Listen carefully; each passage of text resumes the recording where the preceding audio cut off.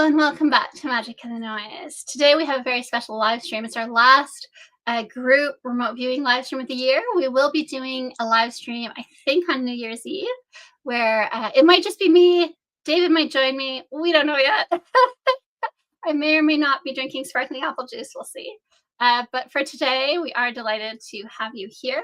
We have a lot of data to share, and it's incredibly interesting. Today's target was the Chronovisor, a time machine developed for the Vatican by one of the Benedictine monks. And so we're going to get into all of that in a quick moment. We also, after we share the data from the Chronovisor sessions, we will be doing near future event predictions for 2025. And so the viewers here today all submitted their near future event sessions, and so we will be covering those at the end of the live stream. And we may or may not do Christmas prizes. I don't know if we're going to do that today. We might run out of time, so I might cover that on New Year's Eve.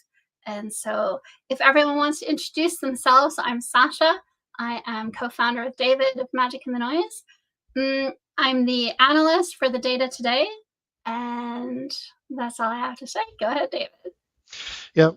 David, the other half of Magic in the Noise, remote viewer, and many other things besides that. And one of the things I wanted to mention was for the general remote viewers out there who are watching this and see the quality of work that these individuals are doing, which is quite stellar. And I believe if you were to look at the beginning of the live stream, which I think was around March, was the first one, and you look at the viewers' work over time, I've seen, in my opinion, improvement for these viewers. So I'm just saying, like, this kind of practice is really useful. And also, Sasha's analysis is something that I don't necessarily see anywhere else in the community being done in a public forum where people can contribute. So my point of this is to say, to anybody who has not submitted to these live streams, I encourage you to do that. And as long as your data has enough coherency, right, that Sasha can, identify it with the target, you'll have an opportunity to come in. So it's just for me to say, it's not exclusive. This is open to the public, and these folks have decided to contribute every week. And their work is very good, and I've seen it continue to improve. And I would suggest that folks out there consider doing that as well, because I think the more the merrier, and also it's an opportunity to grow. So that's it for me. Cody? I'm Cody. I'm a remote viewer from Australia, and the method I use is CRV.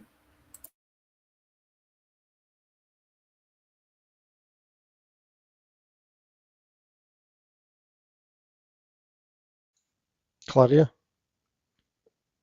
Claudia, you were muted. Oh. Yeah. Okay, I see it now. I'm Claudia from the Netherlands. I'm remote viewing now for around 3 years. Recently, I started with the FSI method from Sasha herself, and it's working perfectly. So I'm happy to be in this group. Thank you. My name is John Dixon, and I'm a remote viewer. I've been remote viewing for 4 years or so. I use CRV, and I'm from the United States. Hey everyone, my name is Chris. I've been remote viewing for a few years now. I've dabbled a bit in a lot of the different methodologies that are available out there. And the latest one I've been dabbling with is the one from Sasha. So Sasha student, and I really love her methodology. It has brought a lot to me. So I'm really happy to be here, and I've always enjoyed these live streams. Wonderful. Thank you so much. I'm happy to see you all here. I wanted to add on to what David said about, for the public, please do submit your work. Like David said, as long as there's some coherence, as long as I can see some target contact, I'm happy to go over, do the analysis of your work, and include you. There are requirements, so your session does have to be in English, and it does have to be legible. So if I can't read the writing, if it's not in English, if the pages are, if it's too messy and I can't really see what your data is, then and then I can't take the time to do the analysis. But if you send something in that I can read and I can see what your data is, then I'll be delighted to look at that. So just so people know. I think it really helps, if I could add something, it really helps when you publicly display your data, in my opinion, and you have these group projects that really you become a resilient remote viewer. You're not so worried after a while of, whether you miss or fail or however you see that perspective. So I encourage it quite a bit. Yeah, I agree Definitely. with I agree with John, because that's something I noticed myself as an individual doing the same kind of thing. It's like it does accelerate the ability to feel more comfortable with that process, whether you do really good or whether you do really bad. You still kind of it just becomes more normalized. So you kind of accept it, like, oh, okay, and then it just from there you're able to accelerate faster, in my opinion. So I agree with that. Yeah, so I want to start by saying a few things about this past year, about the targets that we've worked, and about what's happening in the new year, just a little bit.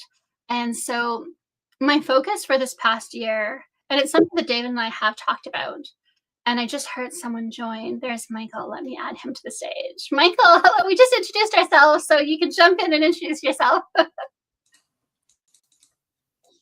If you can hear us. Can you hear us, Michael?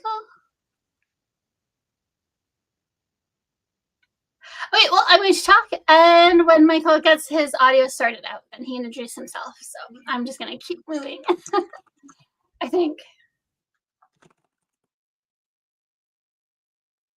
Okay, so yes, over the past year, one of the topics that David and I have been talking about, and we've been thinking about, and I have been talking about in the live streams, and it's something that I've thought about a lot as well as I've gone through the various training courses that I've done. What is it that we want to use remote viewing for? What kind of data are we wanting to collect? And can we trust our data? And I think right now, especially, that's very relevant because we're seeing all these people who are remote viewing the drones that are all over the skies of the United States, but also other places.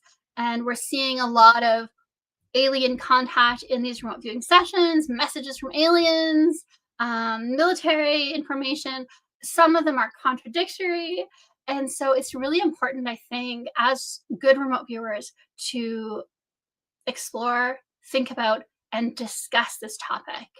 And so over the past year, I've given different kinds of targets for these live streams. Some of them the participants have enjoyed, some of them not so much. But there was a vision for why I was giving what I was giving. We started with Teotihuacan and Quetzalcoatl. This was a mix of verifiable and unverifiable data. And it was shiny pyramids because shiny targets are good to start off some I don't know, an endeavor like this one, I guess, right? You want to start with something easy that people can access. And then from there, we moved to Dr. Emoto's rice experiment. That was, how can we use our intention to shape reality? And what's happening in Dr. Emoto's rice experiment between the intention, the vocalization, and the outcome on the rice. And what I was looking to find out was, what might that tell us about our reality, about the power of our intention, of our visualization, of our interaction with reality? Because I like to work towards better understanding ourselves and better understanding our relationship, not just to this reality, but to the data stream itself. And so that was kind of the goal of that one. And then from there, I wanted something more verifiable, a little bit more tangible. So we did the Terracotta Warriors. That was a verifiable historical target, and everyone did really well on that one. After that, I went back to the less verifiable, and now I was introducing a little bit more woo-woo that we're less familiar with. So I gave the Viktor Grabenikov's anti-gravity tech and levitation device target.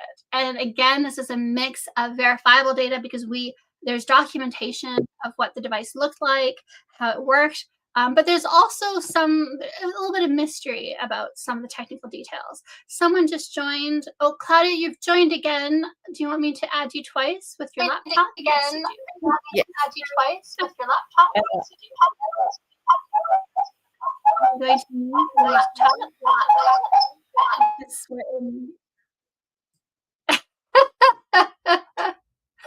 Just a little excitement to make sure everybody's awake. And so, where was I? Oh, yes, Victor Gorbachev.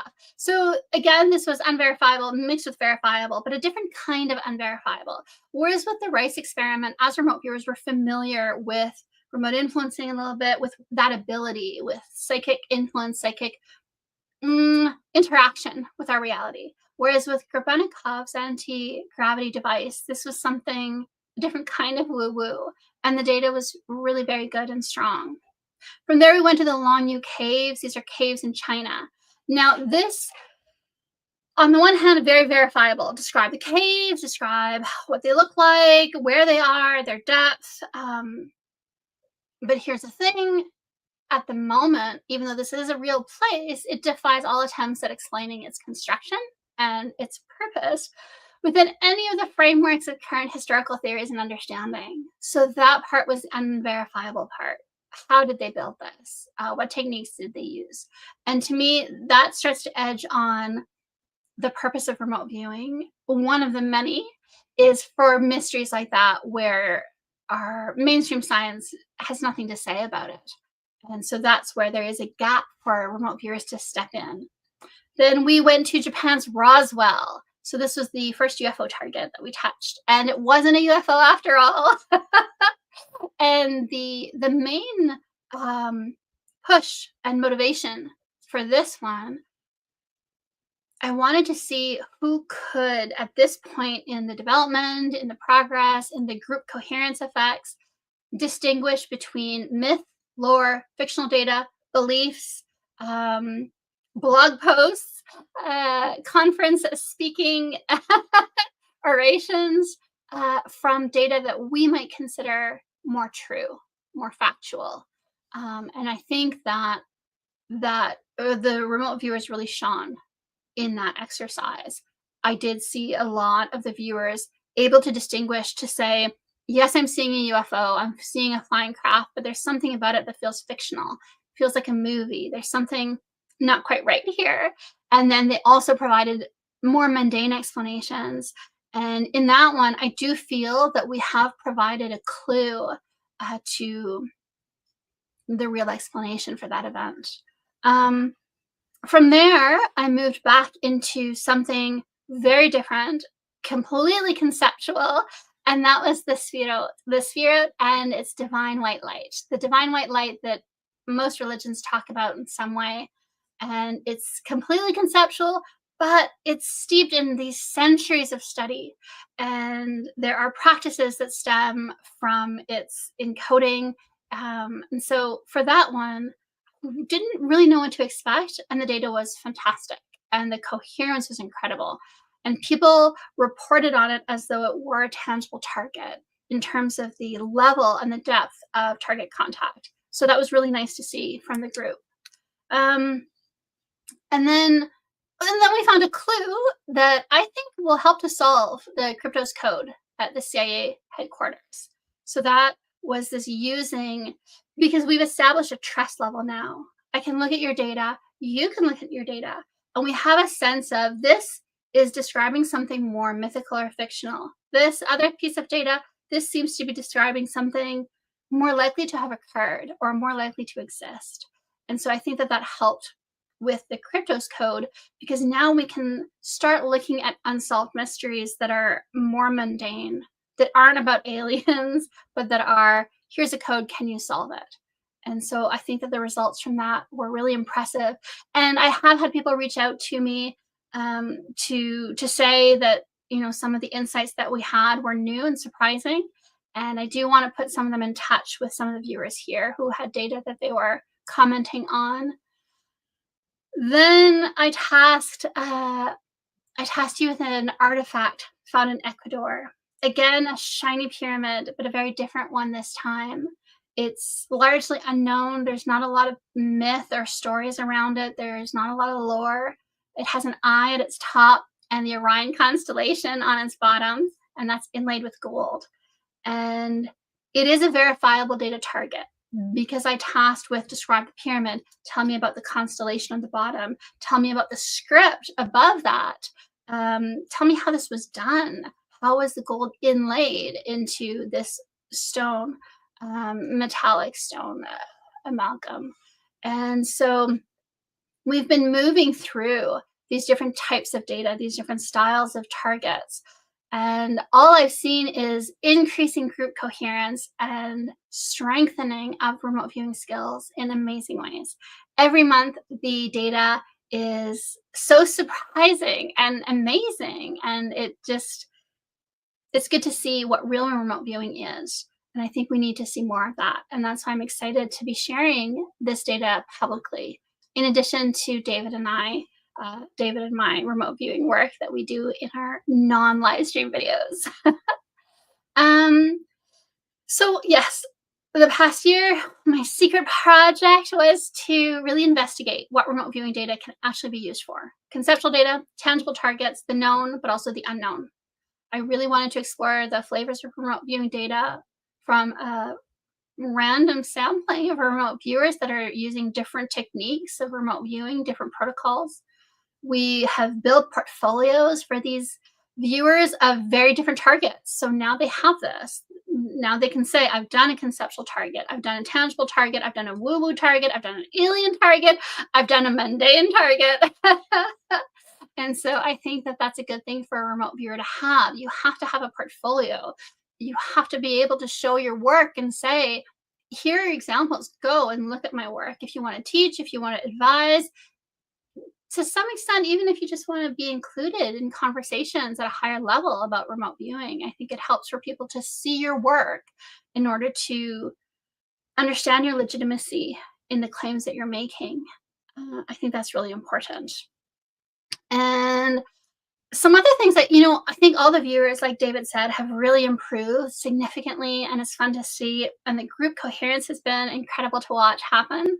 I've seen Chris in particular start to identify a feeling of fiction versus truth. And this is one thing Chris and I have talked about, is you have to be careful not to let your skepticism bias that feeling. But the fact that he can kind of, I will use taste. Chris, I know this is not your perception or your modality, but taste the difference, right? I taste the difference between what's truth and what's fictional, what's movie-like. And so that's one thing that's really stood out in your work, Chris, for me. And then John Dixon is exceptional at sidestepping fictional data and giving me in-depth information that we would consider truth. He provides significant and meaningful data about the truthful narrative. And for me as an analyst, this often helps me because it kind of acts as a context umbrella, in the words of David, that we were talking about this last night, that the other sessions often fall under. And that can help me to find deeper meaning across all the work. And an example of this is in the Itsurabune target, where when I looked through John Dixon's session, I could really see, oh, here's this narrative going on that provides the context I need to make sense of some of these data pieces in other people's sessions that I wasn't sure what to make of yet. And so it allows that tying together, and then I can go do my exploration to make meaning of that. So that's really, really useful, especially in a group, to have these different people who are contributing different things. Everyone here is contributing different skills, and everyone has submitted golden data along the way. And I just want to recognize that. The main point is, I don't believe there's any point in remote viewing only what the tasker already knows, unless you're just doing it for practice. To know, am I psychic? But what use is your data? If you're describing the Eiffel Tower because the tasker tasked you with the Eiffel Tower, okay, you're psychic, but how does that help me as a tasker? You've just told me what I know. You've drawn the picture that I have in my file. And so I think the flip side of that is if you're doing mystery targets, or what we call in the remote viewing community woo-woo targets, aliens, drones, how do you ensure that you have set some kind of a benchmark to establish your ability to differentiate imagination, fiction, popular but wrong beliefs, data from fantasy books, from blog posts, from charlatans and scammers, or zealots and the naive? How do you know I can trust my data? So, especially now, we have Google revising history, rewriting it, changing it, debunking what used to be real. In the same way that Wikipedia will very confidently assure you that remote viewing doesn't work, there's no such thing as psychic ability. If you say differently, you're either a scammer or a fool. In the same way that Wikipedia says that, it also debunks all these things. Father Crespi's metallic book pages from Ecuador. There are a number of targets that I've tried to prepare because I had done extensive research on them in the past. And I thought, okay, this is time to assign this target. And now Google says it's a hoax or it's fake. It's debunked. In the same way that remote viewing now, Google says is debunked, it's fake, it doesn't work. There's no such thing as psychic ability. And so it becomes very hard to establish in your session what data is truth, what data to listen to, because you can't just Google it to see, oh, is this true or not? Oh, that's fictional data because Google says so. Is it?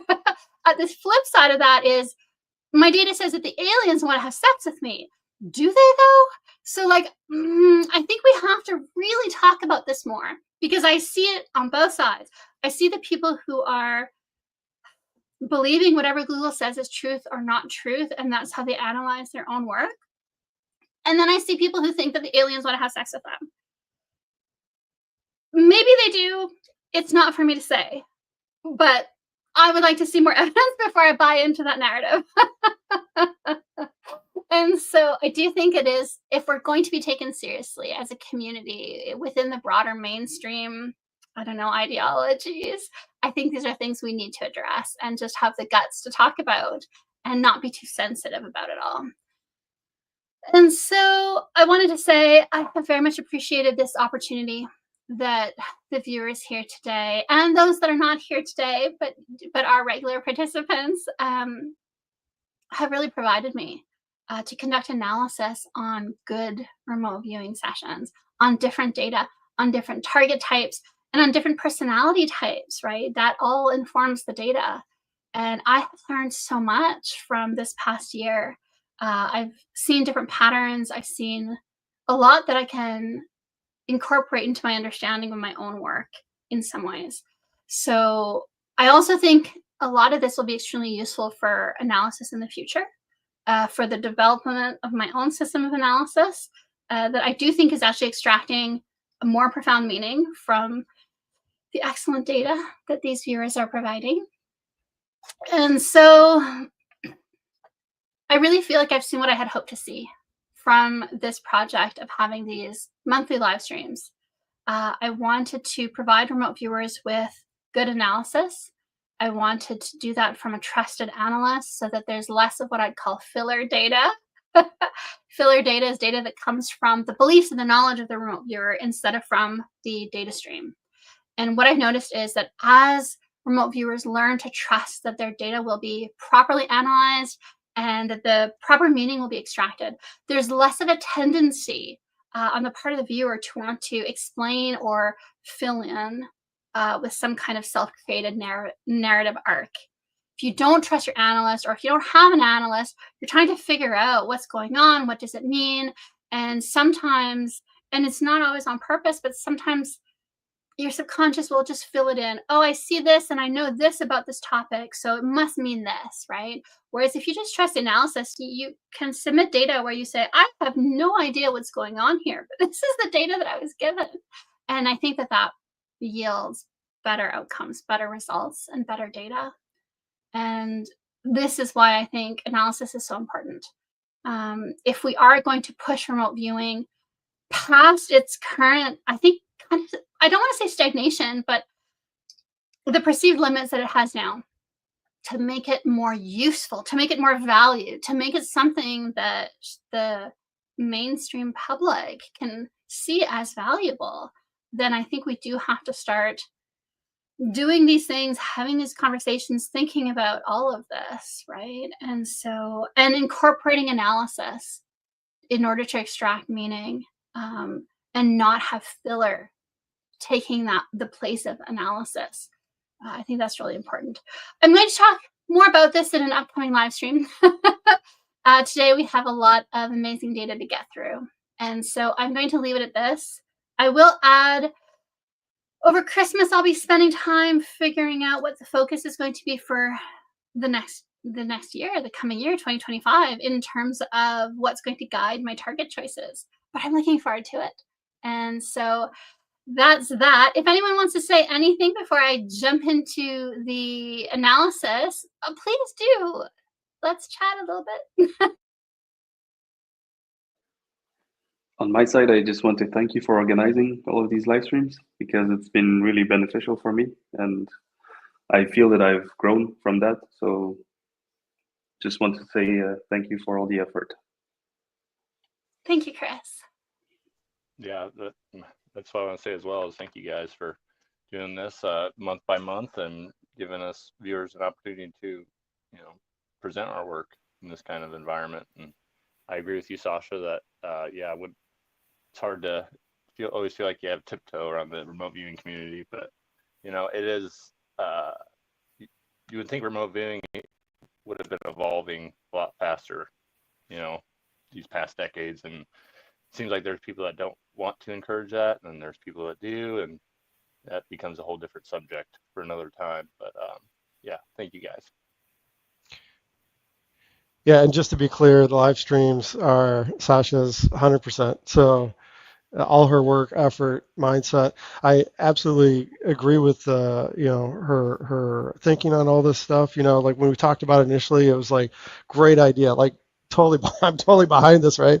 But in terms of the amount of time and energy that I can actually dedicate to it, I have other priorities essentially. So she's the one that's been doing this. But in terms of so I just want to acknowledge that and also make sure people really understand that it's all on her shoulders. The other part of it is that both of us is very important that to be good citizens of the community, to try to help foster, encourage people to grow. And I always think about, I know that a lot of other people in the community do not think like this because I've seen it. It's just the way it is. I'm not judging, but it's the truth. But I see things as more like a win-win. Like if I help you, like we can work together to help each other to elevate higher up. This is how I see it. And this is how and Sasha's the same way. So our mindset is, everything we do is more on that kind of mindset. And so live stream is a result of that. And so anyways, just wanted to mention that. Thank you, David. And Michael, did you want to introduce yourself? Because we missed you at the beginning. Yeah, beg your pardon. Michael, I've been doing mostly freeform remote viewing for about 9 months now, and essentially I've been learning to do that more or less from these live streams. It's been a very educational journey, and I'm just been really happy to be along for the ride. So great to see and get to know you all throughout that process. Fantastic. And anyone else before I jump in to my feedback? Well, I also want to thank you very much, you both. And I learned a lot in these months that I am present. So it's amazing. It's really amazing. It's eye-opening, and it's also very much fulfilling. Also in your normal life, that you have this feeling that you can look behind the curtain. I love it. So, let's go on. Fantastic. And Chris, you last month had invited remote viewers to do a target for you, so you might be doing feedback for that at some point. When you do, let us know, and we'll share the video on our Facebook page and Twitter and all of that. Yeah. So I already received some sessions, but I didn't do the target reveal yet. Okay. So Cody and Michael hang in there. I know it's getting long now, but I don't want to reveal the target before I get all the sessions, of course, just to be sure that I keep the whole integrity of the target. I think it's an important part as a remote viewer to learn to dissociate from the gold star, from the feedback, to learn to enjoy the process of remote viewing enough that you're not that impatient for the reveal. I know in my training, I participated in the Looking Glass working group for HRVG, and sometimes it would be waiting a month for our feedback. And it was a good thing because at first it was really like, give me the feedback. I want to see if my data is good. And then after a while, you realize like, I don't even know when, if ever, I'm going to see my feedback. So I'll just focus on the enjoyment of the process itself. And John, you were going to say something? Oh, I was just going to say, if you need another viewer, I'm always free. So shoot me a message. I'll definitely do so. And just for you, Michael, you kind of named the target. I can already tell you that. So that's good. And you, Cool. Cody, almost every data you gave is relevant. Yeah, this is a great group of remote viewers. It's excellent. And also it's nice to see that hopefully we'll see, but it'll be nice to see if you're maintaining that coherence when you work for other taskers. And also the skill level that you've achieved, right? So yeah, I'm looking forward to seeing the results from Chris's target. Okay, I'm going to start sharing. Feel free to interrupt. Like I always say this, but I can't see your faces when I'm presenting. So you need to just interrupt me, jump in, say what you need to say. It's about your data, somebody else's data, the analysis. Just jump in, make it fun. Okay. Do I remember how to present? I don't know why, for some reason, it feels like I haven't done this in 6 months. Okay, so here we go. The Chronovisor. And I need to find it. So just a little bit of information very quickly for people who don't know what this is. I've taken these quotes from various blogs and websites that are about, and a book about the topic as well. And sometime this week, I'll be putting the links to the sources in the description box below, but I didn't have time this morning, so I'll get to that. But so basically, the Chronovisor is a time machine that supposedly was built by a Benedictine monk.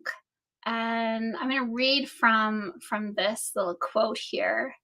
The book was named Le Nouveau Mystère du Vatican, so the new mystery of the Vatican. And in it, the author explains how he met Father Ernetti, the creator of the Chronovisor, on a boat ride across Venice's Grand Canal in the early 1960s. So this is fairly, I mean, it's the last century, but it's not in the distant past. And there are a few points here. You're going to see the boat ride information, data points come up later. That's why I've kind of bolded and colored some of these things, because they link to people's data. And then, like the author Brune, Ernetti was well versed in the history of multiple languages, ancient languages, and so made for natural conversation. And then Ernetti started to talk about the time machine that he had built for the Vatican. It's kind of a time traveling device in the sense that you could see the future, you could see the past. And his purpose for it was to provide evidence for the truth of the Christian Bible. That's what he wanted to do, and that's what the Vatican was supporting. And he worked with the prominent physicists of that era. One of them was Enrico Fermi, who was a Nobel Prize-winning physicist in 1938, and another was Werner von Braun, who ended up working for NASA and is claimed to have helped the Americans get to the moon. So here's some data points that you're going to see in the work. So this is why I'm focusing on them. But according to Ernetti, the creator, the device had several antennae, and 3 of them in particular were made of mysterious metals that picked up sound and light waves across their entire respective spectrums. There's also a direction finder on the device that was tuned in to specific eras that the person wanted to view, the user. And there was a screen that displayed the that time. And there's also, interestingly enough, a recording device that captured the footage. So the chronovisor thus is described as a window into the past, more so than a time machine. It doesn't bring you to the past so that you can affect the past or the future, but it does allow you to see scenes from the past. And they said it worked like a television, catching echoes from days long gone that had been floating in space. And he claimed to have seen astonishing things that we're going to see in people's sessions. So I've put together sources, different sources, information from different sources, just to give us little details that were relevant to the session data. It was kept secret until the early 60s, and then it came out. There's still some debate over which physicists were involved and whether it actually was created, whether it worked or not, how the Americans dealt with it. Did they take the technology and use it to develop their own Project Looking Glass? So there's a lot of interesting tales and I guess just conversations. It's unclear how much is true, what's true. And so that's something that people have to figure out for themselves. But the data that we do have talks about these cathode rays, these antennae, metals that receive sound and light on all wavelengths. And the main purpose was to do things like view the crucifixion of Jesus Christ in order to validate the teachings of the Bible. Here are pictures of some of the physicists that were involved, who are claimed to have been involved. So we see Werner von Braun and Enrico Fermi. So this is where the Looking Glass, Project Looking Glass, comes in. If people aren't familiar with that, that's the American military's supposed device that allows you to see into the past and into the future. And there's a lot of really fascinating conspiracy theory websites about Project Looking Glass, so it's worth looking into. It's fun. And the claim is that the Vatican, the CIA, the U.S. military are all in possession of working chronovisors, and that they're using them not just to look at the past, but also to see the future. And so some things that might come up. Yeah, we'll go to the next slide and we'll see more stuff there. So we're going to start with John Dixon. And you can see at the bottom here, I've put the names of the viewers and also the type of remote viewing that they're doing. And for John Dixon, John, I hope this is okay. I put CRV Plus because I feel like you add your own kind of additional twist to CRV. And I think that that's a good thing. I think viewers should, if they're working with some of these methodologies, make it work for you. Make it so that you can have more complex data, more meaningful data. Yeah, so that you're parsing out your mental and psychic energy appropriately so that you can get a longer session or that you can get deeper into the session. And so, John, I was going to let you say a few words about this. Yeah, so these impressions were very, I had mentioned in the session, was written there as, it's a dream state like, but it was so lucid that it was hard to distinguish between reality and this said dream state. It was, and I remember laughing to myself because of like how advanced it was. And, I have a couple virtual reality, headsets or goggles, whatever you want to call them. And it was very similar to that, yet, it's like I wasn't wearing anything necessarily. And I wasn't, it was, I definitely had picked up the sense that this was, I wouldn't say augmented because it's, the past or, future, whatever you believe on that aspect, but that like almost like I was sitting and watching it like a loading screen, when you're playing a video game, you can, it's like loading. It was just like that feeling of like, okay, what's going to happen here? But as I kept I just kind of allowed it to happen. There was a little bit of resistance there.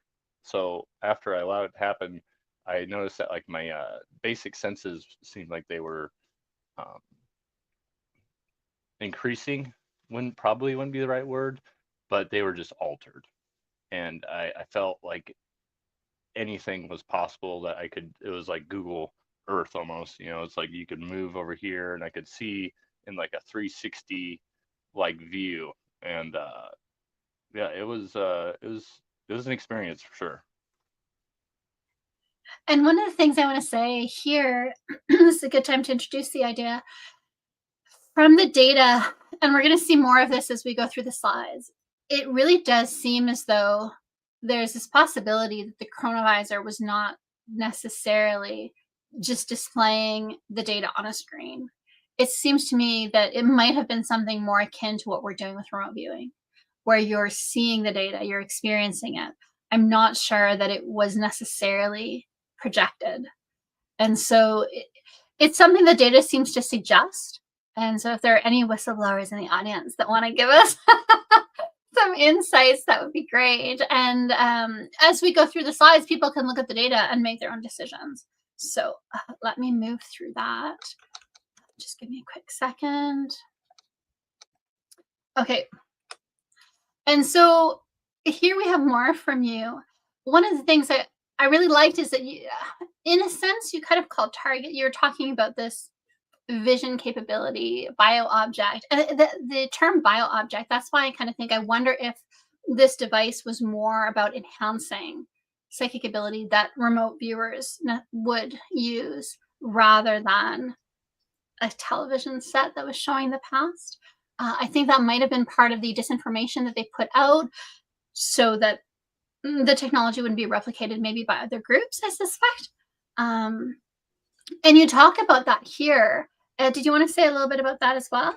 Yeah. So when I was when I was thinking about it, and kind of just because I think I'm more of a conceptual viewer on things, and I'm learning to compare the raw data to, I don't know how to describe it. Sasha and I kind of talked on it through email, but just like really figuring out like what is, where the data stream is and like what the goal is for the target. And with this one, it was like I was having some self-reflection all at once, and it was like, man, if I could remote view like this all the time, this would be great, but I wasn't really remote viewing it. It was like as if I were using the machine was the impressions I had received. But it was remarkable. I sometimes compare in my current state of where I'm at, my physical environment, to kind of explain. So I was working and I was on a public street, and I was comparing what the Chronovisor was able to do, and it felt like I could almost, like, if I could detach my ear and then throw it a mile down the road and then take a sharp right, and I could hear what was going on. And it was really incredible. Really, it was definitely something that did feel like remote viewing, but at a much higher level. So I think that, yeah, your session data, and because I have seen enough of your data now that I can kind of tell what I can trust, what level I can trust, right? That's all the things I was talking about earlier. I do think that you're actually describing a scenario that I feel matches everybody's data better, which is I do think that this was more in line with enhanced remote viewing, augmented remote viewing. And if that's the case, I think if any of the viewers who had strong target contact with that aspect of the target, you could use that in future sessions on other targets, right? You could use your intention to say, okay, if I were using a Chronovisor-like device, and then you remember what that felt like, so you can kind of feel that place in you where that link still exists, and you can link to that Chronovisor experience where you could throw your ear around the corner to hear better. I would suggest try incorporating that into other sessions and say, feel that link to that experience of that augmented psychic ability, and then try to invoke it in your next session. I have a feeling you'll get better results. I have a feeling you'll kind of get that enhanced 3D. I don't know, but I would like you to try and then report back if that's something you want to do. Absolutely. I'm always trying to learn as much as I can from everybody. So yeah. So John, did do you think did it feel like bilocation, or did it feel like something in between that and normal remote viewing, or? So there was a sense later on of more of a bilocation, and that was and later in my session I heard like these loud like wolf howling, and I was like in this dark forest, and the moon was super full, and that was, you know, one of the very few times I've only bilocated maybe in one other session since I've been remote viewing, but yeah, that part, and then later on in the session I get into some like ethereal type stuff that felt so real that I couldn't. It was hard to write stuff down on paper, you know, and that's what you sometimes get when you bilocate is, you know, sometimes they discouraged it, or I think they did discourage it because it was hard to record if you were just doing it a session without, you know, without your I'm blanking here. Without audio Yeah. recording. Yeah. Yes. Yeah. Yeah, I was just gonna say, like the spiritual experiences that I've had, you know, psychic. It's like some of them, like I'm saying, like that's a trait of it. Is that it's the complexity and the vocabulary. There aren't words for some aspects of it. So like your ability to like immediately just go like blah, blah, blah, blah, and just like have a very clear picture of that. It's like no, it's like you have to have time to process it. Yeah, absolutely, I agree. And I don't know, but I was thinking, if you grant me permission, you can think about it. Let me know later. It would be something, because you had that experience, that I might task as a target, right? To see if other people can kind of piggyback on your experience to also have either the bilocation to the wolves, the forest, or to just the experience of enhanced psi. So think about that. But I wanted to say it during the live stream because people should be thinking about those kinds of things, right? I know I had one experience where I was in so deep that it hurt my lungs because all the air was getting crushed out of my lungs. But since that, now I know that that's a certain physiological state that's deeper in, and it's like my body is going into a different state where it doesn't need to breathe, and there's like the panic response of like, don't I need oxygen? And your body's like, no, I'll take care of it, don't worry about it, right?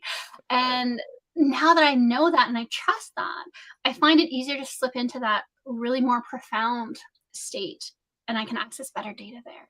And so, you know, trying to carry with you whenever you have, so if you have a session where you have a bilocation, try to carry that with you. Try to, right? I think for I'm talking to everyone here, and to the audience.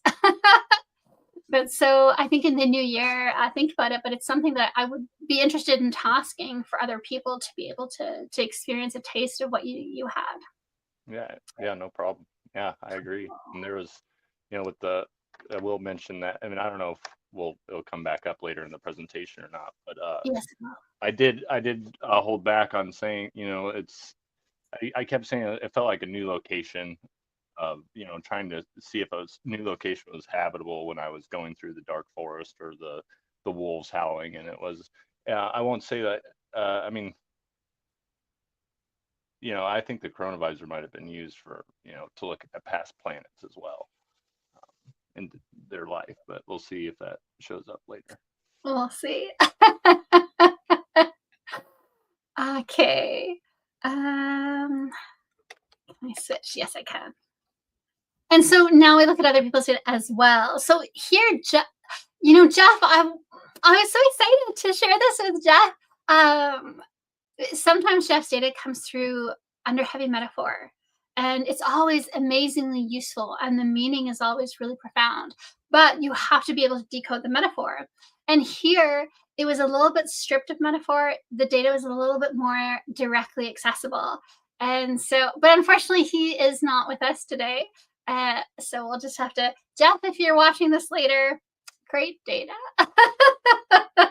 And so I really like seeing this because he's talking about this suspension in time and the cube. So you're taking a moment in time and you're pausing so that you can view it from the future. And the idea of a clockwise spin, again, invoking that sense of time. I think that was amazing data. I really like to see that. And Dutch Patrick, who is in chat, but also not in the live stream with us today, he also has this kind of device, a window-like device, And this idea of counterclockwise. And, you know, so Jeff has it going clockwise and Patrick has it going counterclockwise. But I think, again, it's just that idea of it's motion communicated in terms that we use for clocks, for time. And so I thought that was really good. And Chris, you had this idea of it taking time. And so again, people are really picking up on this. Patrick says, what does this thing do? The circular thing he's describing here, he's sketching out. And he gets that it's a doorway, like a doorway to what? A doorway to time. And I thought that was so amazing. Basically, kind of in a way, describing the target in that one little square of data. And in what way is it describing time? As an experience, experiencing time. Just fantastic data. So everyone really had amazing target contact on this one. And these are just some of the examples. Yeah. And so again, here I wanted to ask Jeff more about what he was experiencing for some of these data points. But because he's not here, we'll just have to make the best of it. But there are these 3 waves. And the number 3 is, it comes up again and again in everyone's session. And so it's something to keep your eye on, I guess. These 3 waves that enter in through the holes, through the nose, through the mouth, goes into the brain. And you can see that his arrows are yellow light, golden light going in. And that comes up in other people's sessions as well. And then as the light gets into the brain, there's a hormone release and there's a flood of transformation. And we're going to see a lot of data about transformation. And I think, so here he's talking about like puberty, but in 5 seconds, this idea of going from a child to an adult, this transformation of something of a simpler way of being a human to a more complex form. And I do think that that might be relevant if, like John was saying, it's augmenting your psychic ability using light, using frequencies, whatever it is. And so it's moving you from kindergarten level remote viewing to university level remote viewing, something along those lines. So I thought that was amazing data. And I liked that, Claudia, you have this heart. And I did see a correlation between some of the imagery in your session and Jeff's. And here in particular, I liked that you took the time, you probed it, and you realized it's not a real heart. It feels like a metaphor. And the metaphor is time is ticking. And the heart makes sure that everything will be okay. So again, you're really pinpointing the nature of the target having to do with time. So I thought that was excellent. And again, you have the targets like a heart of a system or a community. So really, really good data on that. And then, yes. Audrey Dixon mentions, looks like it could have been the yellow cube. And then in quotations, which I believe this is from, some of the documentation on the Chronovisor, it says, while the looking glass shows probabilities or has shown probabilities, the yellow cube would react with people present. Oh, this is ringing a very soft bell for me, the yellow cube. Does anyone, can someone here say more about that, if anyone knows more about it? I've heard of the black cube before and like other conspiracy, like, UFO, UAP related. But I don't know if I've ever heard about the yellow one. I saw something about it last year. Oh, I wish my sleeping was less disturbed because I would remember that. I wish mine was also. Stephen Halls mentions that the heart, like Sacred Heart, is a Taurus symbol as well. Yeah, so Stephen, as we talked about, did we talk about his symbol? No, we're going to in the future as well. Has data banks of all these symbols that tie into the Taurus and what it means. And it's an amazing resource for remote viewers. So yes, thank you for those data points. Audrey Dixon adds the context of the yellow cube comes from Bill Woods, who talked about it on a Carrie Cassidy show for Project Camelot. Just as an FYI. I must have been listening to that going to sleep one night because I remember it, and it was something that, yeah, it's just a soft little bell ringing in the back of my mind saying, you know more about this. And so Audrey, yeah, I think you're right about that. And that's a really good insight. I'm going to do my research on that this week. Okay, let me go back to this. Okay. And so again, and yeah, Jeff has the cube there, right, for his suspension in time. So definitely that's a good catch from Audrey. And John, you have the crescent moon or the sickle cell. The crescent moon, this idea again of time. And Jeff has this idea of time measurements, time markers. And I do wonder if this is part of how they were setting the time that they wanted to view, right? Like the idea of like finding the eclipse, finding the specific date. Where is the moon? Where is the sun? Where are the stars? And maybe that's how they were determining the date. Dutch Patrick also had this idea of measurement and calculations.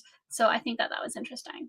And then here, John, you have this amazing. Now, one of the things I was tempted to do, but I held back. I wanted to put images of, all the time machines from the movies and TV shows, and that in a lot of ways mirror some of the data. But I realized that I don't want to give you that in the feedback, because then we won't know if the data is a mirror of what I gave you in the feedback, right? So I wanted to keep the feedback clean of any pollution from fictional sources. Having said that, though, I do think that this is interesting data in terms of what I've seen for devices that maybe function along these lines. Yeah, I hope that makes sense. Yeah, no, it's I drew those like little dots there to kind of represent like it's still connected, but it's not visible at that certain angle, and it did seem very optic. It was, the ball in the middle was almost like anyone's ever looked down like a holographic sight on a firearm or something. Or even like some sort of like I have electronic binoculars, and they have kind of the same thing.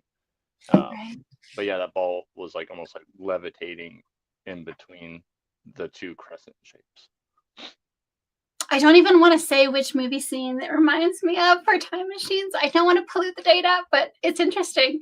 And then here we had Jeff, and we'll see on the next slide, it ties into other pieces of data.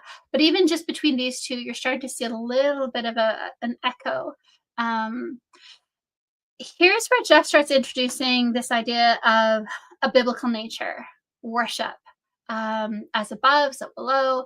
And we'll see as we go further that people are picking up on that aspect. And it's an important aspect, because that's why the Benedictine monk created the Chronovisor. He wanted to see that his religion was true and that the Bible was true.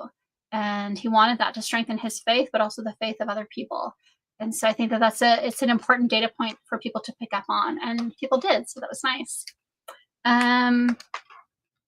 And you can see here how the same underlying pattern is visible in Jeff's. Whereas here, he was trying to figure it out. He's seeing something circular and lightning or energy coming out of it. And I do think that ties into your levitating sphere. He sees it as maybe a tool. And then he wonders, okay, is it energy or are they wires? He's trying to figure out the relationship between these things. And I think that that's really good when you're remote viewers to try to investigate things like this. And I saw a really strong correlation between that data point and John, this thing that you were describing, that's storing and building up energy, and then it releases it to move.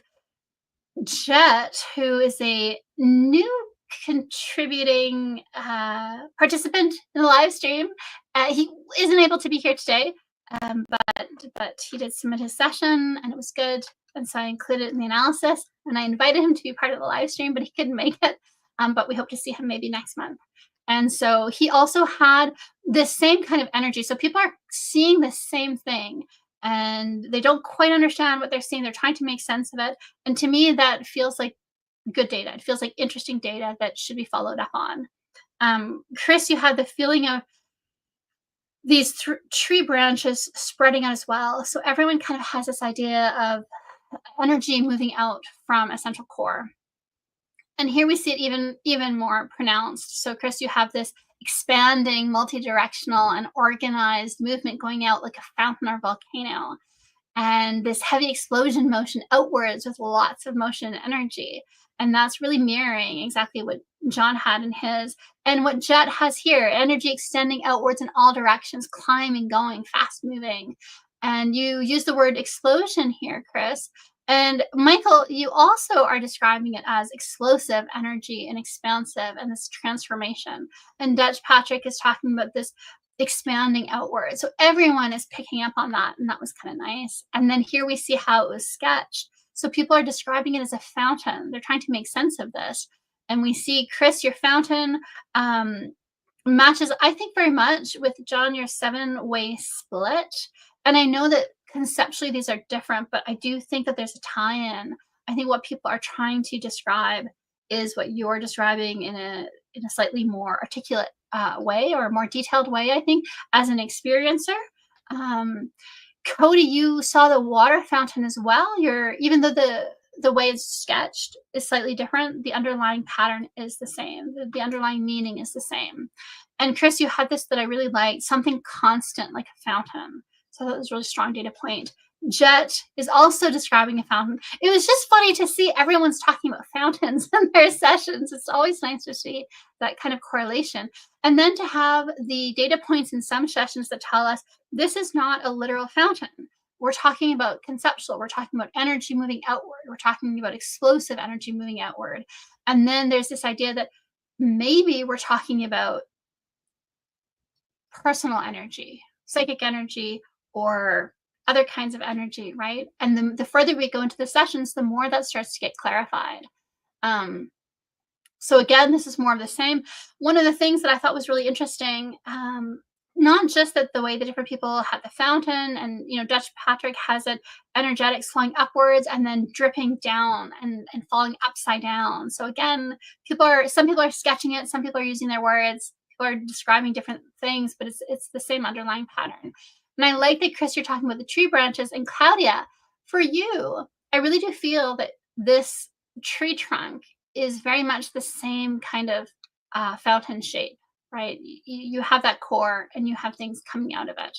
And I like that the link between Chris's explanation, description of it, helps to decode how to interpret your data there. So I thought that was really good. Stephen Halls has mentioned in the last couple of slides that he's seen some of the elements of the side loops make him think of the energy flow from Taurus, the energy hopping from Taurus to Taurus in symbolism. Interesting. Yeah, I would see that as well. Here, and again, this is, I think, the power of the group. When I see this X symbol in Claudia's session, I'm not sure what to do with that. And when I see this lever pulley thing in Chris's session that looks very much the same, but I still don't really know what to make of it. And then Dutch Patrick has his, and I'm starting to see, okay, so we know that these 3 things are the same, but what is it? And now we have Patrick who's saying, well, what is it that I'm being shown? And it comes back to the fountain. So that's the kind of thing where the group data really helps, because this standalone, hard to interpret. And here with Chris, this lever of some kind, hard to interpret. But when you start to see it all come together, that's when you, okay, now I can understand what people are talking about. And then Dutch Patrick takes it a step further and expands it into more detail. And so now he's seeing it as connection, something like a centrifuge. So that idea of spinning, a hub, something switching, and the crossing of energetics. And I think that this, to me, is very much the same underlying data pattern that we saw in John's work, in his data point here. It's very similar. Yeah. So what are your other thoughts on the data so far?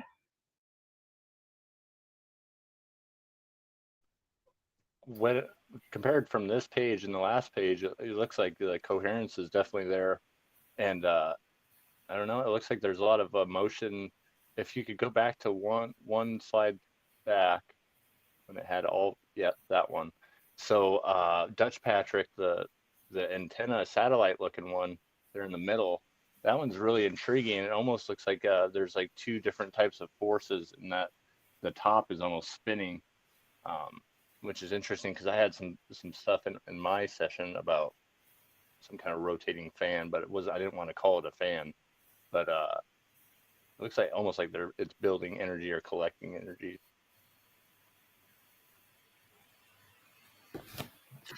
Yeah, I would agree with that, definitely.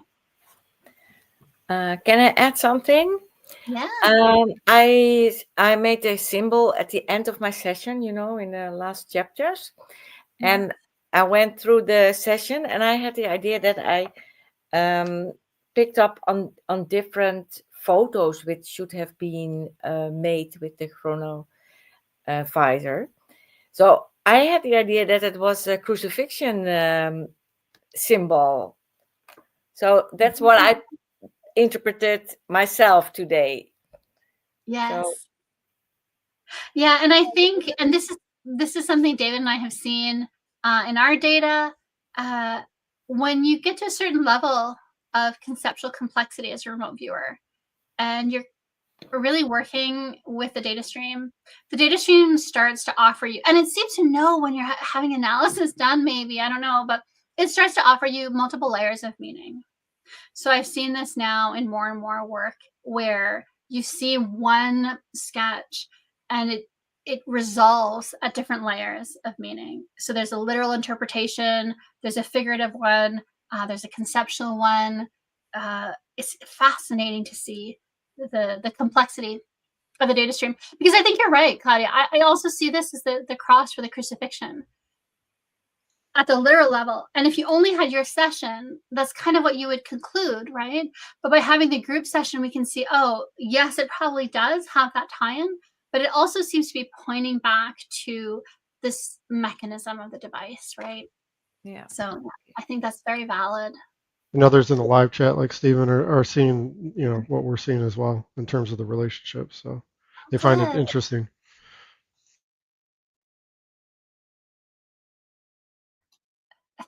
Fantastic. Okay, and then we have the eye. Everyone is seeing the eye. And so Jet saw some, so for him, Jet mentioned to me outside of his session that this came through for him very viscerally. So John, in the same way that you were saying that you really had experiential feelings for some of your data, Jet felt the same. And this was one of the data points where he really had the experience of it, as if the cosmos, he was looking at the cosmos, and then the cosmos was suddenly, excuse me, was suddenly miniaturized and in his eye, or in the eye that he was seeing. And so everyone is picking up on this eye. So we see it from Jeff, we see it from Jet. Jet also starts mentioning God, Overwatcher. So again, Jeff has kind of got into the biblical, into the religious, and now we see Jet going into that as well. Feels like a powerful, and this is his symbol for a life form, is in control and or observing. So he's AOLing God. But everyone, I thought, Cody, I wanted to ask you about this, because to me it seems, I want to bring this up. I was doing my NFE, and I won't be sharing it today. I'll probably share mine on the 31st, partly because I want this to be about your data, the live stream, not about mine. But also because I have to do some smoothing.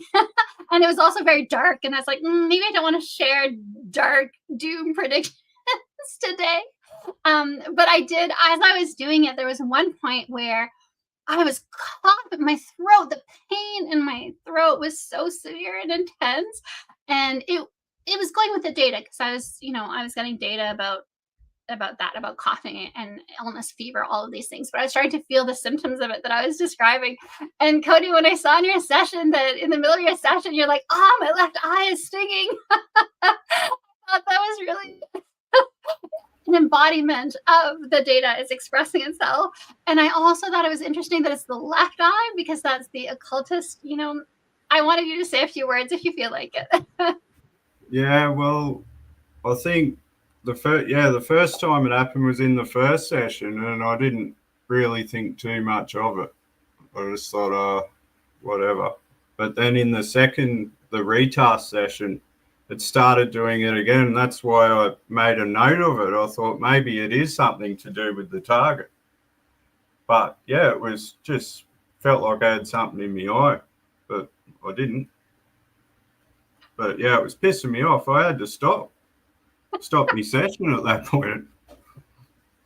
Yeah, that's how I felt when I was pain in my throat. I was thinking, is it worth getting the data if I end up somehow damaging my throat for the data? Like, so yeah, I thought that was good. It was good to see that kind of, I don't know, the embodiment of the data, I think is how I kind of think about it. So yeah, very good. Jeff brings us gifted vision, able to see everything clearly. And I think that that's interesting because it ties into, John, what you were saying about that enhanced or augmented sensitivities, heightened sensitivities. And Dutch Patrick talks about eye in the sky, halo, oculus, Horus. Again, fantastic data, really interesting. Presentation, visualization. And John, you talked about the bio-object vision capability. You're talking about an ocular or alignment purpose. Fantastic. Incredible summary of the data of the target. And again, talking about modern science and optics with this alchemy-based practice. I think that's good data as well. That idea of maybe more occultist, but they're mixing different metals, so alchemy works as well. Yeah, And here, oh, sorry. yeah, Go ahead. no, Yeah, go so ahead. with that last slide, I referenced bio-object because I have this thing where if I get that a lot with when I do UFO or on like a phenomenon, unexplained phenomenon. I get that a lot where the target seems like it's an object or structure, but it seems like it's almost living. And I actually just want for some background context, and I'm not trying to convert this into like a UFO target whatsoever, but it's just I kind of get the same ambiance when I remote view things such as this, or like I had mentioned earlier. But yeah, so I just wanted a little brief context of that. That makes sense. Yes. Also, Steven's getting a sense that the machine might be combining adjacent magnetic tori to create a high density channel in the center, and maybe it attracts connections from people standing nearby.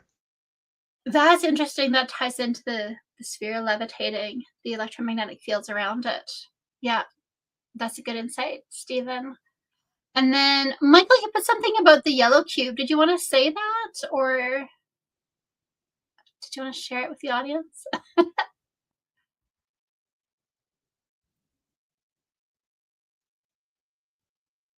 Yeah, supposedly it was just some conspiracy theories. It was like some tube that was capable of altering the past in some way or interacting it with it in a similar way. So maybe that was part of the connection if it came up for some people.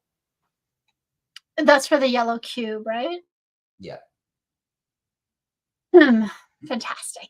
Okay, so then let me see. There we go. Okay, so here's something interesting happens. So we move from the eye, everything being drawn into the eye. People have stinging eyes, and now we move into something different, and it's how or seeing. So for Claudia, it comes through his eyes of an insect, close up of the eyes of an insect, an alternative way of seeing things, another perspective. I think it's really interesting, Claudia, that you're seeing it as insect eyes. And we'll see later how that ties in again to that idea of one pattern that can be interpreted in different ways. So you can look at it just for the meaning of what it is. And also, I do think it's interesting that there's a bit of a resemblance between your sketches here. Your tent-like, circus tent-like sketch, I actually see a correlation between this and the wormhole we're going to see in the next slide, I think. But also with this, the triangle that's coming out of Jet's eye. I do think that there's a relationship there. And there's definitely a relationship I see between these two. This should not be an orange border. I apologize. This is actually Dutch Patrick's sketch this year. And so Dutch Patrick has this kind of shape, and you have it, Claudia, and then Jet has that as well, but on the side.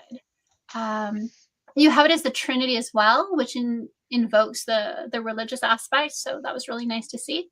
And then Jeff, I see this as a lens, right? An optical lens. So I thought that was a really nice little sketch there. And you, Claudia, were talking about these little beetles, these little insects, and Jeff has scarabs in his session. So again, that idea of insect, but also ties into Egypt and Horus, which is what Dutch Patrick had been talking about, kind of esoterica. And then we get into the angels. So we move from this to that idea of God, the overwatchers, and Patrick has an interesting data point where he's talking about observing and then contacting, trying to get in touch with. And so I do wonder, were they not just looking to see the past or the future? Were they looking to be able to influence it? And I think that's where we go from the Chronovisor to maybe Project Looking Glass, that the military might have spun off from the Chronovisor tech. Something to think about. And Chris, you're also picking up on these religious aspects, spiritual, like meditation center. There's going to be a little bit more about this later that I thought was really interesting, an interesting link. And Jet has this flying owl, and it was, is this Jess or Jets? Jeff's is the angel, and yes, yeah. So exotic bird, the owl, the flying, and then you come to the angel wings, and then the one-eyed angel, which is such a bizarre pattern, such a bizarre data point. I think it's really relevant here in a lot of different ways. Also, on the 2 slides back, Stephen mentions that the tent symbol made him think of a cone-shaped eye, like a doorway. Sorry, not an eye, just a cone-shaped, like an open door. And then he's mentioning that the bird symbols, the wings are a barrier, which I find interesting because Sasha and I, when we looked at this, we were talking about, like, I could see the concept of a barrier coming in repeatedly through the symbolism. But he says the wings are a barrier, the body or a circle is the portal through the barrier, and usually it leads to higher density, which is, yeah, that makes sense. That's interesting. Very much so. Okay, and let me go to... And so here, everybody's talking about threes. This is really, really interesting because we saw earlier on that there were 3 antennae of different metals. And people are picking up on these. So, Michael, you have these 3 pillars, but you also have them as maybe batteries. You also have the 3 electricity poles. And I think it's interesting that you chose, or that you saw them as conductors of electricity. For Jet, it comes through as an orb, and there are these laser-like beams shooting out of it. But again, in a series of 3, oh, something's happening, sorry. Cody, up at your castle here, because you have these 3 little windows, 3 little pieces here, and I do see these very much as mirroring, paralleling these 3 vertical elements, the 3 pillars, the 3 light beams, light coming out of, electricity, lightning, that kind of thing. And for you, Claudia, you had this crown, this half crown, and it comes later in the slides as well through a different interpretation. But I also did think it was interesting that you had the 3 again. And Jeff has these 3 pillars of smoke. And so, Michael, I was hoping you could say a little bit about something about your 2 data points here, the fact that you saw these as electricity power lines, and the fact that you had this question about batteries. Yeah, certainly. What also came through with me with these suspended wires and like telephone wires was specifically like telecommunications. So it was like not just electricity, but it was also information that was being passed through as well there. Yeah, and batteries kind of, I think, correlates some other parts of my own session. I just wanted to also comment too that there's also crosses within these like telephone poles as well too, which to me is like another connecting data point to the crosses that were kind of shown a bit earlier on as well too, particularly where something like was perhaps spinning or like something being conducted through in some fashion there. Yeah, I think that's really interesting how that came through. And yeah, go ahead, David. Yeah, it's just interesting to me that, Cody's like, you look at it, like you said, it's like he's got the pillars, right, that you're seeing. Everybody else is like up above it there, and purple, Michael's drawn it, right? It's like same shape. He's got the cross, that you see with the telephone poles up in the right corner, but also we've seen throughout the session work at other places, and then he's got the 3 elements.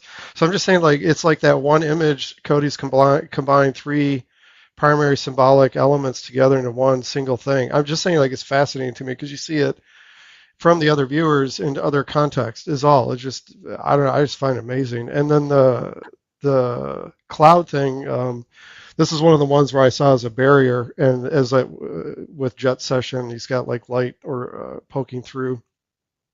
Light usually, sunlight usually is sort of a yellow color. You've got just with the yellow energy, movement color thing going on, and other people I think had it as well at different points. And so it's just incredible to see these parallels across viewers, right? And this is where the power of Sasha's analysis and the ability to see this in a group session, to have people with such high level skill that you see the coherency essentially go up significantly.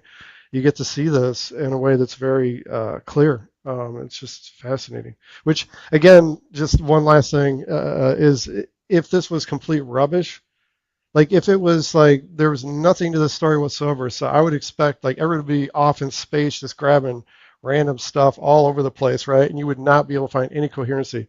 So that means either we're looking at real information or a fable story, like one of the two, but it's something that has enough coherency that it's being transferred across all these viewers in terms of data. And then Steven says he's finds it interesting. There's so many 3 connections. He says that typically go through barriers to higher density, 1 in the center and two side flows. Typically is how that's arranged. He also says candle smoke, sun rays are symbolism for their flow symbols. And then yeah, so that's that. Yeah, there's like all sorts of elements of energy and conductors. I see it with Claudia's crown. Gold. That's a conductor for electricity. And Michael's sketches. I love his sketches. But it's like you have the harnessing of this energy, and then even with the Jet's laser, and then focusing on something. So it's all relative to the target, or to the coherence at least, and I would believe the target. Really, really interesting. Yeah, I agree. And I do agree Cody has the pillars, the 3, and then the doorway that we had seen in Claudia's tent. Yeah. So fantastic data here. And to me, this slide in particular, I find it exciting. It's just amazing to see. You're all communicating it slightly differently, but you're still getting the message across, right? And so that's what I think is really good. Yeah. And here we have the lone pillar. So I'm not sure if this is maybe, they talk about the direction finder. They were recording. I think that there's something about this. And because when I do, my system of analysis incorporates my own psi ability, my own remote viewing ability. But for this one, I haven't had time to explore it further, but something about a sundial keeps coming in. And that ties back to Jeff's session where he showed, the measurement of the sun and the moon and the stars and their location. And Dutch Patrick was talking about measurements and calculations as well. So there's something about this data in particular that keeps ringing that bell for me of a sundial, of the location. But I do think it comes on the heels of the pillars. But in everyone's session, it was separate. Everyone's saying there are these 3 pillars. And then there's this other thing, and it's also like a pillar, but it's angled, or it stands alone, or there's something that's a little bit unique or different about it. And so I do think that we're talking about the 3 antennae, and then this thing, right? So yeah, so I thought that was really good to see. Cody, you had like a sense of direction or motion to it.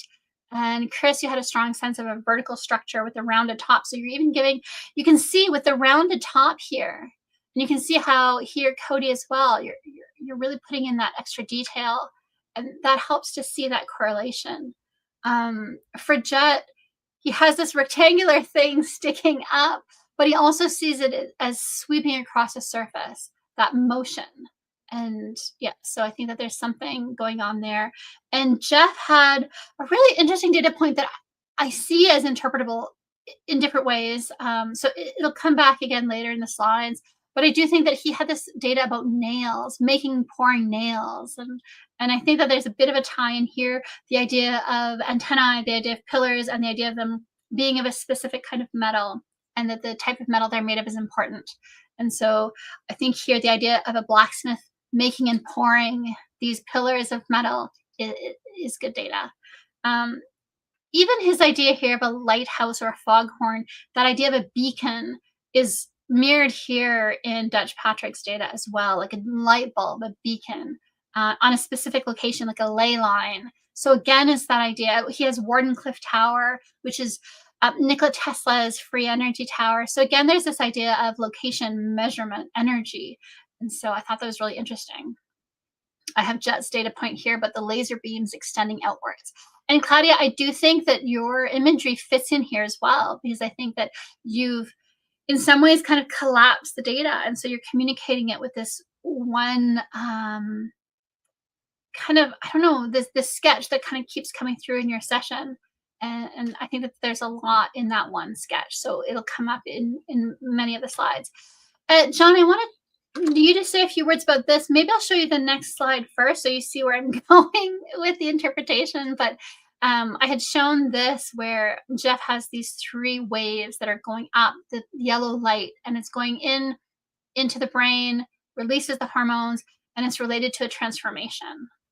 And so I saw something very much linked between these 2 pieces of data. So if you wanted to say something about that, and anyone else can jump in as well. Yeah, so the impressions I got from it was, on the top left-hand image, there's this big wide opening view port in the front of it. And then you have these 2 rounded, like semi-cylindrical side pieces that seem like they were like, I think I'd mentioned, like, I wouldn't say that they were like fan blades, but something similar to like what those guys were describing earlier, where they were actually collecting energy from their surroundings and then using that somehow to process or use it for its action, whatever its purpose was. And then now seeing everybody's correlating data, it's like making sense. And then the back was kind of like a fin or a dial that was like I mentioned, a dorsal fin almost. And that kind of just gave you the direction on where to go from the back. And go ahead. Yeah. Well, one of the things I want to say here is I noticed a number of viewers came up to the boundary of, is this an orb or the drones that are all over the news? And instead of jumping off the cliff and saying, oh, now we're in UFO land and I'm seeing aliens and I'm describing, everyone was really good about being very reserved and saying, let the data drive me. And I saw this here as well. You didn't take this and then jump into describing the orbs and the drones and the military. You really kept it as, okay, what is this? What is it doing? There's this plasma substance, yes, but then you're taking it further and you're talking about radio transference. And I could see in your session, you move forward from there without getting stuck. That's valuable in remote viewers.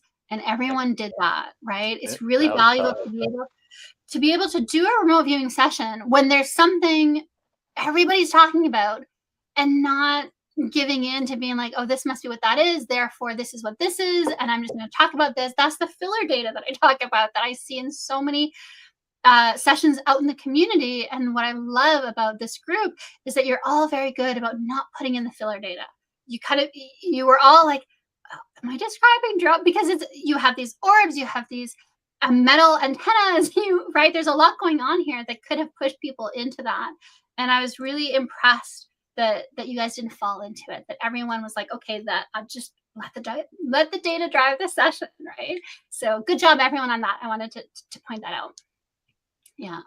Hold up, Sasha. So Stephen Halls mentions that blacksmith nails are used in symbolism as a barrier penetration markers, typically found in groups of 3.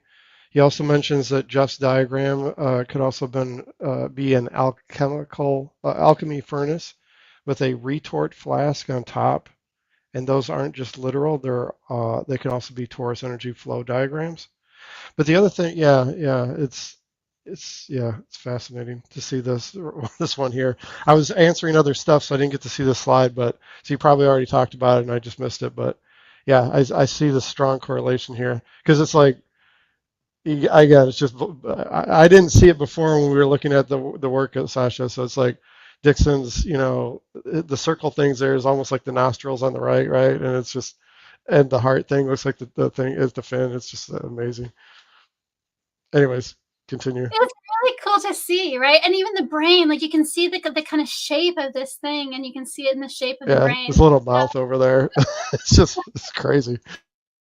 Yeah, it's amazing to see. And to Stephen Hall's The Three Nails, the Jesuits on their logo, IHS, they have the three nails, and in some of the older ones, there's a different number of nails, and it means different things. But yes, the three nails that have symbolism, not just for the Jesuits, but even for the occult.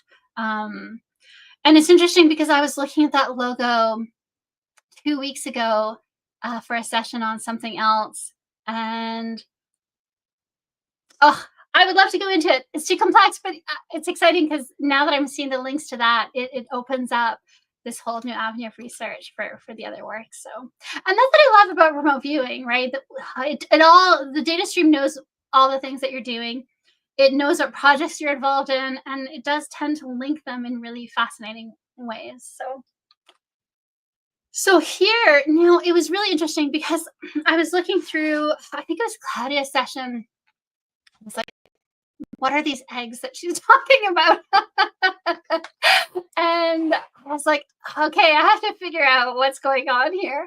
And then Michael submitted his session. I was looking at it and the cosmic egg, and it was so perfect. And then as the other sessions come in and I'm looking at all the sessions, I'm seeing everybody talking about these cosmic eggs or seeds of life. And yeah, it was really nice. So anyone who wants to say anything about this, because I think, or how you think it ties in to this time machine. Yeah, I could probably go. Yeah, so for me, what kind of stuck out thinking of this as the target for it was similar to like the sunrise is like the fountain almost. Sort of information coming off of that, and just this idea of sheathing and folding is sort of a perspective or thought I had about the past, information from the past being sort of accreted from the present, like emanations of it. And had some other information in the session related to that, like spirals and sheaths and so on related to that. So that's kind of where that came from. That basically the present is kind of like the seed, and that's like the past is like these like trees and branches growing out from it. Because remember, there was tree a bit earlier on, then we have seed of life here too. See there, and we just have like forest and growth there. Yeah.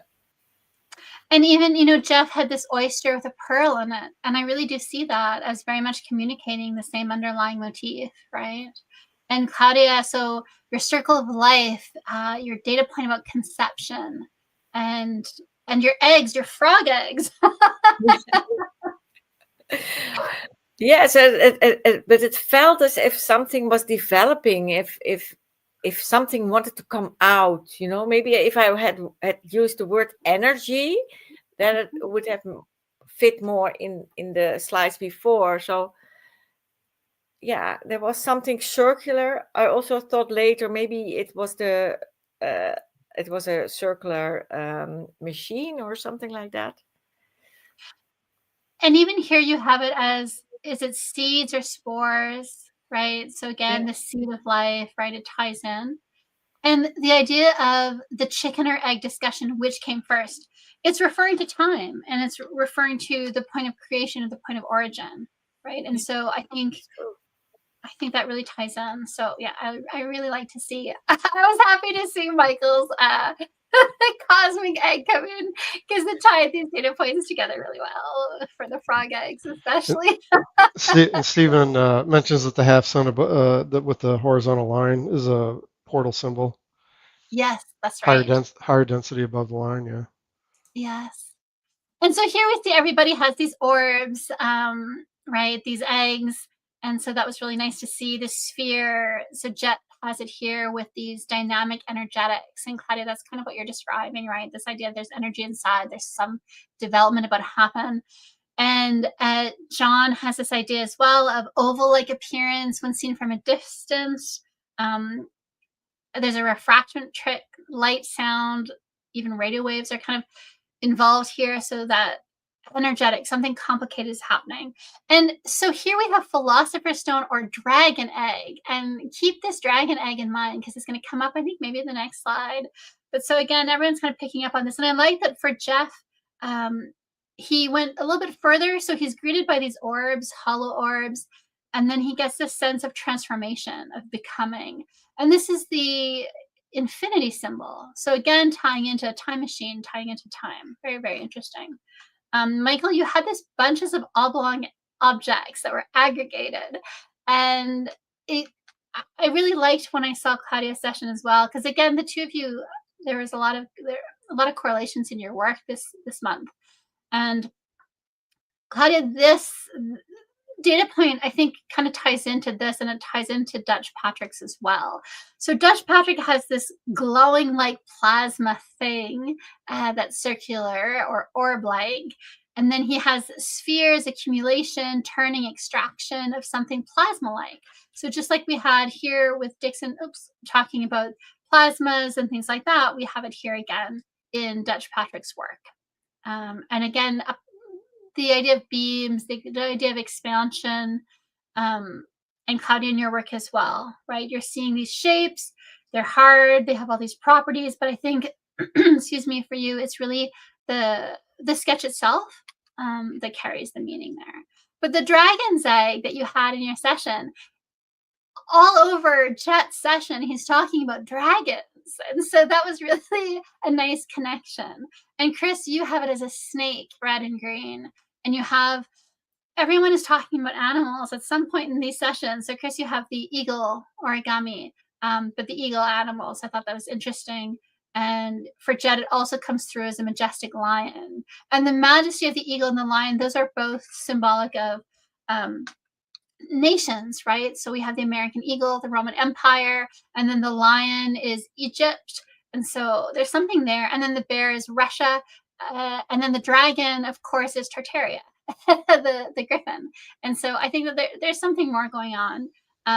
Didn't you say, Sasha, that there's a head of the order of some sect of the Vatican that uses the symbol of the dragon? Or not? Yes, there is. Yes, and also the crowning of a king. We saw Claudia's crown, but later on we'll see that she's referring to the crowning of a new king. King Charles now, the third. I think it's the third. I'll have to double check that. Fact check me. But he is a descendant of Dracula, the line of the dragon. And so I think that that's an interesting tie-in as well, because I wonder if they were looking at the monarchy, if the Vatican had access to this, where they're looking at the history of the Vatican as well. Jet had a dinosaur in his sketches, but I do see that as, again, talking about the dragon. He had an interesting data point here. Let me move that out of my way. Human ascending, a person ascending, ascension. So that comes through in the transformation. But also like blowing a kiss, magical kiss, like bringing something to life. And to me, I really see that as Exodus. And so I do wonder if they were trying to look at the creation of the earth, because it's God breathes life into the world, but also into man, right? That makes a lot of sense with the eggs and everything else that you had in these sessions, yeah. Right. So I thought that was a really nice little data point there. And I like when people get something weird like that and they write it down, right? Some people will be like, oh, that's too weird, I won't write that down. But I like when people say, like, okay, this is weird, and I just put it down, and then it's a really nice data point that carries meaning. Okay, so here we have fireworks, smoke, flame, and astrolava. Someone else actually had the smell of burning rock, but I couldn't find it when I got to the astrolava data point. I looked through a few sessions, but I couldn't remember whose data point it was. But it's star lava, so it's the melting star. And remember the melting star, because that comes up later from a data point from Jet. But there's also this idea, right? So everyone's talking about smoke, and I brought back the smoke pillars from Jeff. I wish he was here, Jeff. You'll have to talk to us about it next time, but because I think that there's a lot going on here. Even if we look back at Jet's talking about a man ascending, I think there's a link here. Spontaneous combustion. So the person becomes fire, becomes flame, becomes something ethereal, gets transformed into light. So I think that there's some meaning there. Here, everybody's talking about a doorway. So Judge Patrick, it's a doorway to time, to the experiencing of it. Jet feels like the life form is managing access through a barrier. So this is what Stephen Halls in chat was talking about, and David, you were picking up on as well. And John talks about a doorway-like banner. For Jet, the door seems to be closed. John also talks about a threshold. So there's a lot here. And then this is all about barriers. Barriers, putting up a barrier, a wall, managing access. This is a really interesting sketch from Jet where he's talking about a life form eating or consuming everything for himself, keeping others away. He puts up a wall. I think that there's probably more to this that we don't really have time to explore. But next month, if he joins the live stream, he'll be here to discuss some of these things. And then Jeff as well, he had this barrier between the spiritual smells and the human smells. So again, there's that division, this cutting in half of the human world and the ethereal world. And I do think, again, that's what I'm kind of seeing here. So I thought that, right? The other thing is on this one, Stephen says it's an important thing that Jeff drew. Outflow from a mouth, and then he has in quotations, or in parentheses, the horizontal plane of the head torus does matter creation, which means things like planets, stars, galactic plane, things of that nature. Also, sort of the theme throughout this, which I don't know if you talked about. If you did, I apologize. But when I see across the viewer's work, I can definitely see, because they also have the cross in there, but I see the potential that some of this might be talking about resurrection, like Christ and the resurrection, right? In terms of like, because they were supposedly, it's one of the things they were looking at. So it's like not just him on the cross, of course, they would want to see him rise from the dead, right? So just throwing that out there. That's a great point. Yes. Thank you for that insight. And Michael, you said that on your first page of one of your sessions, you talked about having a burning taste in your mouth. And so again, that data point keeps kind of coming through. And so again, this idea of resurrection, let's say, here we have Jet, he has this surface. There's a crack or a hole that goes very deep. It's this separation, right? And swirling energetics, I put with this, Dutch Patrick's door and Claudia's tent. You can see the relationship here between the imagery. They're pointing to something similar, the doorway and the cross point. And we had already connected this with the eye, right? So there's something there going on with this, I do think. And then here we can see, I would say, wormhole-like imagery, the spirals, the rotation. And again, I brought these back, these volcano-like things back. Dutch Patrick has a really complex image here. It does seem to kind of mirror this data. And Claudia, you had kind of like a mushroom-like shape, and I just thought it was interesting that in Jeff's, he also had this same shape. For him, it comes through more as like a silk balloon with some kind of a payload, but I think the underlying data is very similar, and we're cutting through the center of something. There's this idea of spirals and cones. And then, Claudia, did you want to say something a little bit about this? Your interpretation of all this was under the overlay of plant life, of trees, and you started seeing tunnels, and we're going to see everybody else starts talking about tunnels as well. And you have the idea of like hidden or secrecy. Yeah, I had strongly the feeling also that it had to do with the communication from top layer to the bottom layer, and that everything is connected. And but I saw it, I drew it literally, but it was more like a metaphor. So yeah, what did Your metaphors are useful, right? That's the thing, because you're still getting the information across, but it helps that you're working as part of a group so that we can make those connections. Here I'm putting together your 10 Dutch Patrick's dome with a triangular shape. And John, you're talking about something here, going from 2-dimensional to 3-dimensional, and then you bring up the idea of a filter. We're going to talk more about that. But I really thought that this is a key point in your session as well. The 2-dimensional, seeing the screen of the past versus stepping into it. Remote viewing, seeing the data versus bilocating. So I really think there's something here as well to pay attention to. And then we get to the garden. Cody, I would like you to say something about this, because the garden is of particular interest to me.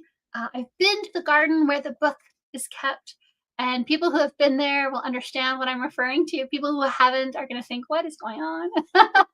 And so can you say something about this, please? Yeah, I just moved outside, and that's what I thought it looked like. It felt like a bit of a hedge maze, you know, like it wasn't, I didn't find it particularly interesting, but I saw how it was. I just thought it was outside an old medieval castle. So, yeah, I didn't find any. I was honestly just moved away from it as quick as I could because I didn't find much interest in it. But, yeah, it felt like a hedge maze, but really well maintained. I feel like if you have time at some point, maybe over the holidays, maybe go exploring to see what else you might find there in that garden by the maze.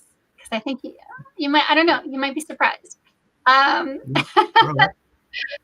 I like that Jeff as well, enter the garden, and he has the gate, the passing on of the knowledge. And he understands that there's some relationship to the Freemasons, the stonework. And the Freemasons do actually have imagery. And again, for this feedback, I didn't want to pollute the session by putting in a lot of imagery. But the Freemasons do have the garden where the book is kept in their symbology as well. And so I thought that was really interesting, the way that came through. And this is where, to me, it gets really profound, because it's not just that there's the garden, which is a location that a lot of special groups maybe talk about, but most of them haven't been to. The Freemasons have misunderstood where some of the people went, and now they have a dumbed down version of it, sadly.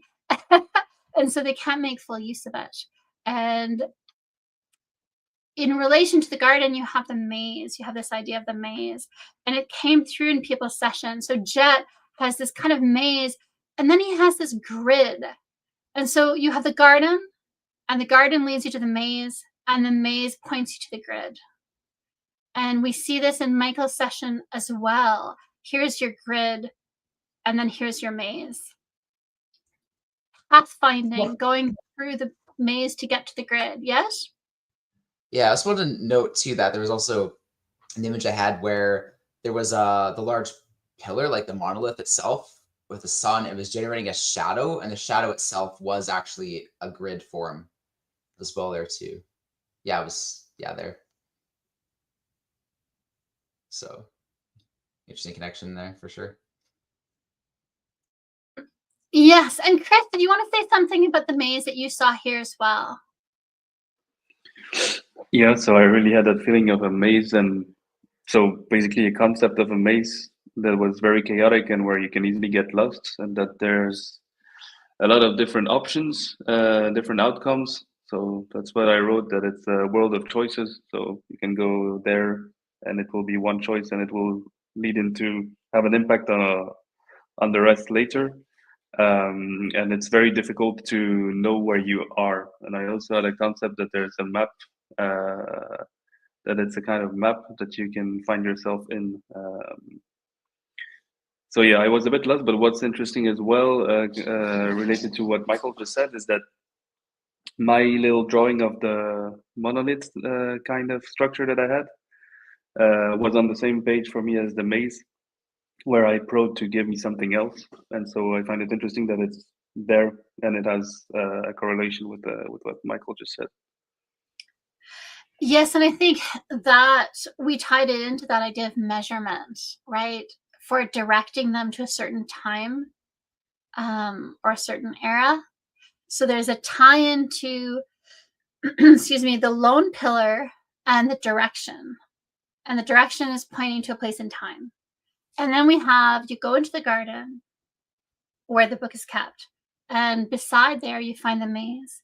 And you go through the maze, and there are all these options, all these choices. And you come out of the maze into these grid patterns, into the grid, into the matrix, into reality. And so there are different realities. You can come out into different realities, maybe even into different times. So maybe different timelines, but maybe the same timeline, but just different points in time in it. So again, to me, that further is the idea that I do think, based on your data, that we're talking about something that's more like sending your consciousness through time rather than tuning a television into a specific time period. And this really, it's something that I can attest to, but you can't take my word for it. If you haven't had the experience, then it might sound a little bit out there, but if you've had the experience, you know. But yeah, so I think that this is really important, that idea. You go through the maze to the grid, to the matrix, to the reality. And Chris, your data points about getting lost, about having to make choices, about the choice that you make determines where you come out, and that there's a measurement that is like a map. I think that's exactly what it is. And so I really loved your data on this, all of you. Stephen also mentions that Celtics use dense curvy mesh to mean the high density core of a torus, as well as crosshatch can also be a high density symbol or the barrier to get into high density. Very nice. Yeah. And then Audrey Dixon says Looking Glass gave probable future outcomes. They wanted the top 3 outcomes to work with, if I remember correctly. So that's interesting. Yes. And with the Looking Glass, whoever was in it was seeing their version of reality, or their timeline, whatever it was. And so, yeah, I think that is interesting in relation to Chris's data points. So here again, this idea of the circuits connection in function. And Claudia, you had said earlier, everything being connected, the tree roots, the mycelium of the mushrooms, right? And so I think that that's that same idea. And Michael, you have the lightning and the clouds. So the clouds brings us back to the idea of the barrier that we had seen earlier in Jeff's work. And the lightning, I think, to me, brings us back to the mazes, energetic mazes. And, Jeff did something really interesting here. In his column for temperature, he just had this black void. I've never seen that in any of his other sessions, so it stood out as meaningful. And I think he's picking up on that void on the grid. The stained glass, the positioning of a stained glass, again, is that same grid. And Michael, you brought up that idea of, or you brought up this data point you had. The shadow to you felt like it was a significance. And if you understand the realms that we're interacting with and the one that we exist in, if you think of the Platonic realm where you have the data stream representation, or you have the Platonic solid, or you have the real, and then there's the hologram, there's the shadow, and that's the reality that we're in, right? It's the imperfect form. So you have the Platonic sphere in this Platonic realm, and then in the data stream, and then in our reality, you have the actuality, and it's not quite perfect, but it's what's most important to us because it's the reality that we experience. And so, Michael, I think that your sketch here really communicates that to me as the analyst in a really clear and direct way. And that's the meaning that I make of it through my own experiences and through my own, I guess, data and my own access to the data stream. And so I think that the idea that, that there's the shadow grid, and you see that. And Cody, you have this grid as well. So you have it in a slightly different form, but you're also talking about there's this division here, there's this barrier, and you have the above and the below. And there's this connection between the two realms, the above realm and the below realm. There's the step, like you go down. There's the grid at the top. There's the pillar right here beside the grid, which, Chris, you were saying that you had that lone pillar on the same page where you had the maze. So there's something, to me, really, really profound about the data. here. So I was gonna excellent. say too. Oh, just want to add. I also like drew 3 little people beside the monolith as well, which kind of, I mean, they look like stick figures, but I think it also kind of maybe ties into like the 3 crosses, like with the wires or whatever, as like observers perhaps, or something too. So The 3 pillars, the 3 antennae. Yes, definitely. Definitely. Yeah. And if anyone has any if anyone's had any experiences that allows them to understand this kind of other layer of meaning that I'm talking about, feel free to put comments down below or send us an email, because it's something that I'm interested in acquiring more knowledge about. So yeah. And so then, Chris, here's what you were talking about. So do you want to say more about your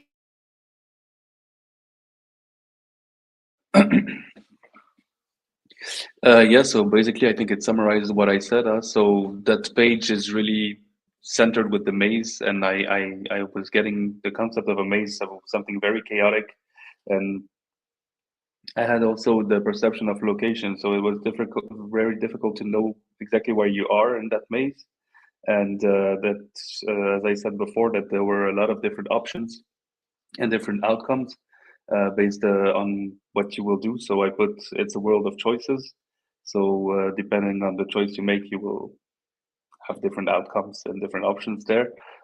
So then I also had the idea of a map that you can find yourself inside of this, and that it's not easy to move around. So I felt a bit lost inside of that in that thing. And I wonder if it was intention driven. I wonder if, like, can you set a dial to a time for the chronovisor, or do you have to use your attention, or do you have to use something, right? And so how do you find the time that you're trying to look at? I think that's really fascinating. And then here, the 2 parts interfacing from Dutch Patrick that fits in with with what we're talking about here. And Claudia, you had it as the ecosystem is entwined, more entwined than we can only imagine. Again, that idea of there's these 2 realms that are bound together in really complex ways that we don't always recognize. And then I really do think the method of communication that you're talking about, Claudia, really ties well with Dutch Patrick's information, data points, circuit, superposition, a switch between 2 conditions. It's not just on or off. This is the really big point here for me. It's not just on or off. It's existing and non-existent, right? So it's that idea of the real and then the data stream, right? And so I think that that ties in as well to John's 2D versus 3D, right? So all of these things are tying together in a really profound way. And it's telling a really profound story that I'm just kind of touching on because it's a little bit esoteric and it's a little bit maybe beyond a live stream about a chronovisor. But I want to introduce these concepts, and if people are interested, they can always send me messages. And here, Claudia, you were talking about, right, the mycelium, the interconnection, all of this stuff. Yeah, so you had good data there. And then everyone starts talking about the cliff. And I would love to hear your insights about this. So Claudia, you have this cliff. Cody, yours and Claudia's, there's so much, even like this little thing here and this little thing here. So even the shape of it, there's an echo here. And Chris, I wanted you to maybe say what you were seeing when you looked at this, because I wasn't really sure where to place this, but I felt like there's a bit of a tie-in here with this, even though you didn't describe it in those terms. And Jeff also had a cliff, and his cliff had to do with the stars, and the stars were an important element for this. So if any of you want to say something about this, because this is the one data point that I wasn't sure what to make of. I don't know if it's something that they saw. I don't know if it's something conceptual. So let me know what you. Well, what I can say when I was looking for the feedback and through my session, of course the apparatus is in Rome, right, in Vatican. So I thought maybe this is England with Rome situated, France on top, and then the water. Yes, the map. Yeah, Yes. the map of the country. So that's what I made of it. And Chris or Cody? Yep. So on my side, this one, it was something with big movement. So the top was more something like whirling, so a really big like rotational movement, and something that was going downwards in a very strong movement. And I had the idea of a vacuum. So it felt like some strong vacuum-like movement going from this turning thing down. So I can make sense of that as what we've spoken earlier, that it's not a screen, but more that you actually move somewhere with your consciousness or something of that type. But I also had this idea that there was still some liquid involved here. So that's funny to see all the liquid always in the others. Yes, and we'll get the vacuum data point comes up in one of my later slides because you weren't the only one who picked up on that data point. So again, there's something here where I wasn't too sure. Cody, what was your impression of this? Yeah, I thought in the first session, I thought I was looking at a medieval type location with a mail, and then in the retasking, it seemed to move out into the water, and that was kind of the point of view. And then it kind of got a bit 1800s naval towards the end, so I didn't know what the hell was going on, to be honest. But that was that was just the point of view that I had at that time. Yeah, that makes sense. I do think that there's something more to this, and so I'm hoping that in the future I'll come across some other data points and some other target that'll help inform the analysis for this one. Cody, you also, again, I talked about this earlier, but I wanted to show the relationship between your information here and Jet's, where he has this idea of going down these levels, putting up a wall, the idea of lightning. You have this outer hanging kind of. He has this. When I got the feedback, I, straight away thought, oh, I'm way off.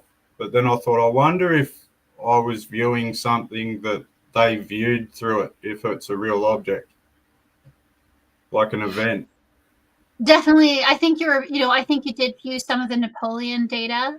And I think we'll see later on some of your imagery matches Claudia's for her crown and your jewelry box and the colors and the maroon and the gold. So we'll see that in a few slides. But again, I think that there's multiple layers of analysis here. And so this cliff, and also they met on a boat, the author of the book about the Chronovisor and the maker of the Chronovisor. And so we'll see some boats and some sea stuff as well. Something that I've talked in other live streams is for Claudia, often if it's etheric energy, sometimes she'll see it as underwater. And I was wondering if some of that might be happening here for you as well. Just because of what slide? One of your other slides, this data point here, right? Where there's the ethereal realm, and then there's the physical realm, and then there's the waters underneath. So something along those lines. And that's another thing as well. Yeah, go ahead, David. Just the step imagery you had there. Stephen Halls is relating it to step pyramids that usually have inflow areas at the bottom for Taurus symbolism. So the flow of direction of those is usually upward to a higher density. Nice. Yeah, so I do think that there's something here. And even the waters above and the waters below, and then God creates the world in between. And so I think that there are a lot of things going on there. Okay, and so then here we have stars. We have shooting stars. We have comets like a shooting star. We have the Star of David. This is a really interesting point that it's a phase above or a phase past the Star of David. So again, it's that idea of beyond the stars, beyond the firmament, the astral realm, the heavenly realm, that kind of information is coming through. And I think that's really nice to see.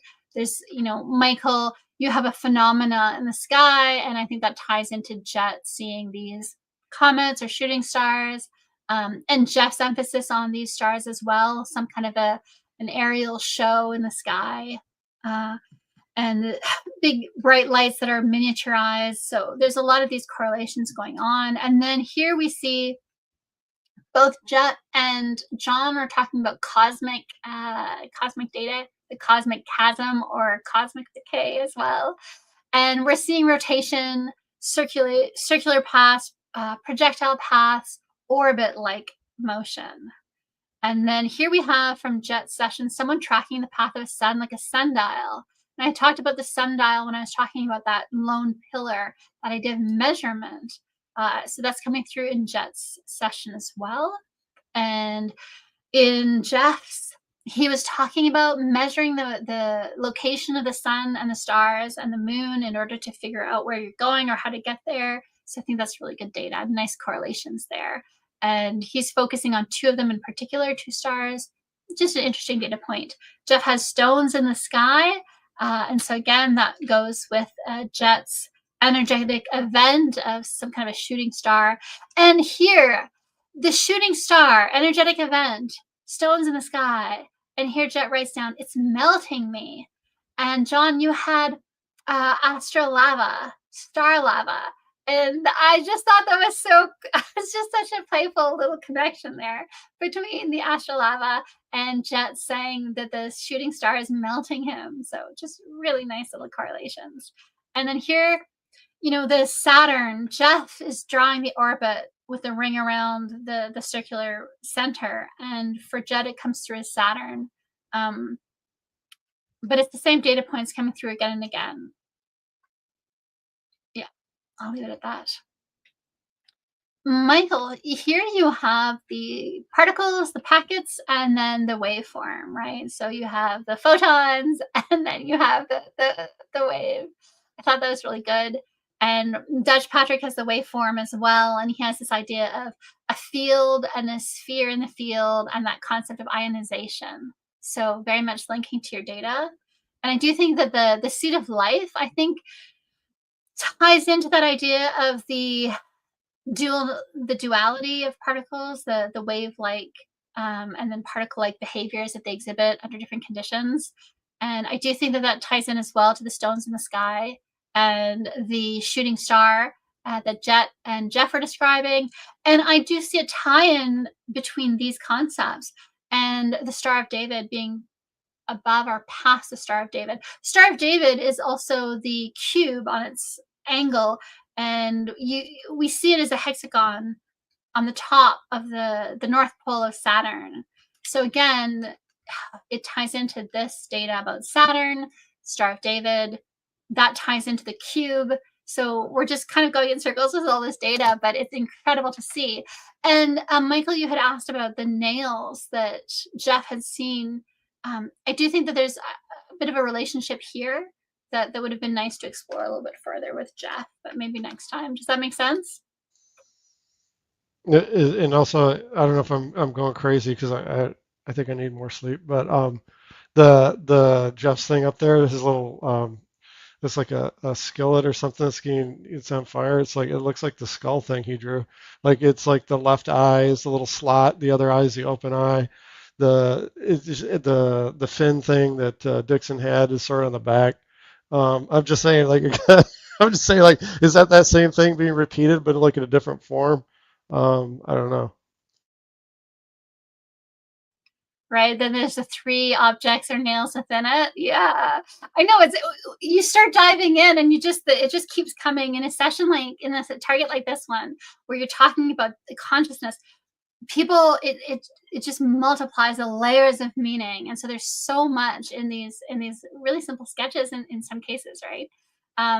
And so here we start getting into particle beams, quantum entanglement, nuclear fusion, free energy, consciousness. Dutch Patrick, vibrant, at some point concentrated over strings or bows. So I see the concentration of consciousness over strings or bows. I see that tying into the particle wave duality, right? It's the vibration of a string, and that's that excitation in an underlying field, right? That makes a particle. So I thought that was really interesting. And then Dutch Patrick has motion turning of a network of what? Of frequencies turning. And Clara, you have testing frequency waves. And John, you have energy, frequency waves, remote influencing. So everyone's kind of getting to the same area of the topic. Schumann resonance from Dutch Patrick. And so everything's kind of talking about the frequencies that they're using to tune in to the different time eras. There was a data point here. And so Chris and Claudia, I would like you to say something about this, because Claudia, you had an overlay of plant life over maybe the volcano, kind of the interconnection, the energetic output from a cylinder-like shape. It really came through as plant life to you. And then Chris, you had Christmas trees and evergreens and seasonal. And so, I would tie this maybe to the birth of Christ, Christmas, but I wanted to hear your interpretation. Well, I know that I saw a forest, and John also was talking about forest, and but yeah, what can I say about it? It was really all, yeah. The feeling was that all was interconnected, and I saw really the black earth and all the maze in between, and I interpreted then like this, but yeah, what more can we say? And Chris? Yeah, for me, in all honesty, I thought I was AOLing on the current time, but I had this sense of a more vegetation place and more vegetation aspect to it that was very calm and like very at the complete opposite of a city. So something very, very rural. So yeah, I don't really have a strong opinion on that one, but to me, if it is something relevant, it's probably something that was one of the experiences through the machine rather than something around it. Yes. Yeah, I think that would fit. And that fits in with what John was talking about. We're going to see, John, I think your forest might be next, one of the next slides. And again, vegetation burning, right? And we talked about the smell of burning and Michael having the taste of burning in his mouth, and the dragon with the fire. So there's this recurring patterns under different interpretations. Claudia, you saw a university laboratory where plants are tested for their assets, and Dutch Patrick also had the sense of testing facility. So again, I think that that's good data for the military investigating and the Vatican investigating, and so I think that was good. And Claudia, I think you're really, really good at identifying when your data is a metaphor. That you're good at probing for that, and so I think that's a strength that you have. And here you're saying, is this maybe a metaphor for all that is old will be replaced by the new? And that ties into what David was saying about resurrection, reincarnation, ties into all of this. So I thought that was really, really good, Claudia. And then, people are talking about secret stuff and hiding something. And I love, Claudia, that you have hiding something from insects, because I had a bit of a flash of, who are the insects in our reality? and then Jeff's Egyptian scarab. So there's some stuff there that people can think about on their own time. And Chris, you have this idea of holding something or exposing something, putting it on the table, putting it out there. So it's that opposite. There's secrets being hidden, and then there's the secrets being revealed. Claudia, you have this idea of this old entrance into a complex under the ground. That's something that Stephen Halls was talking about, the entrance, the doorway. And then the underground is going to come in other people's data as well. And the idea of wartime will tie into Cody's data as well. Here's just some data points about the boats.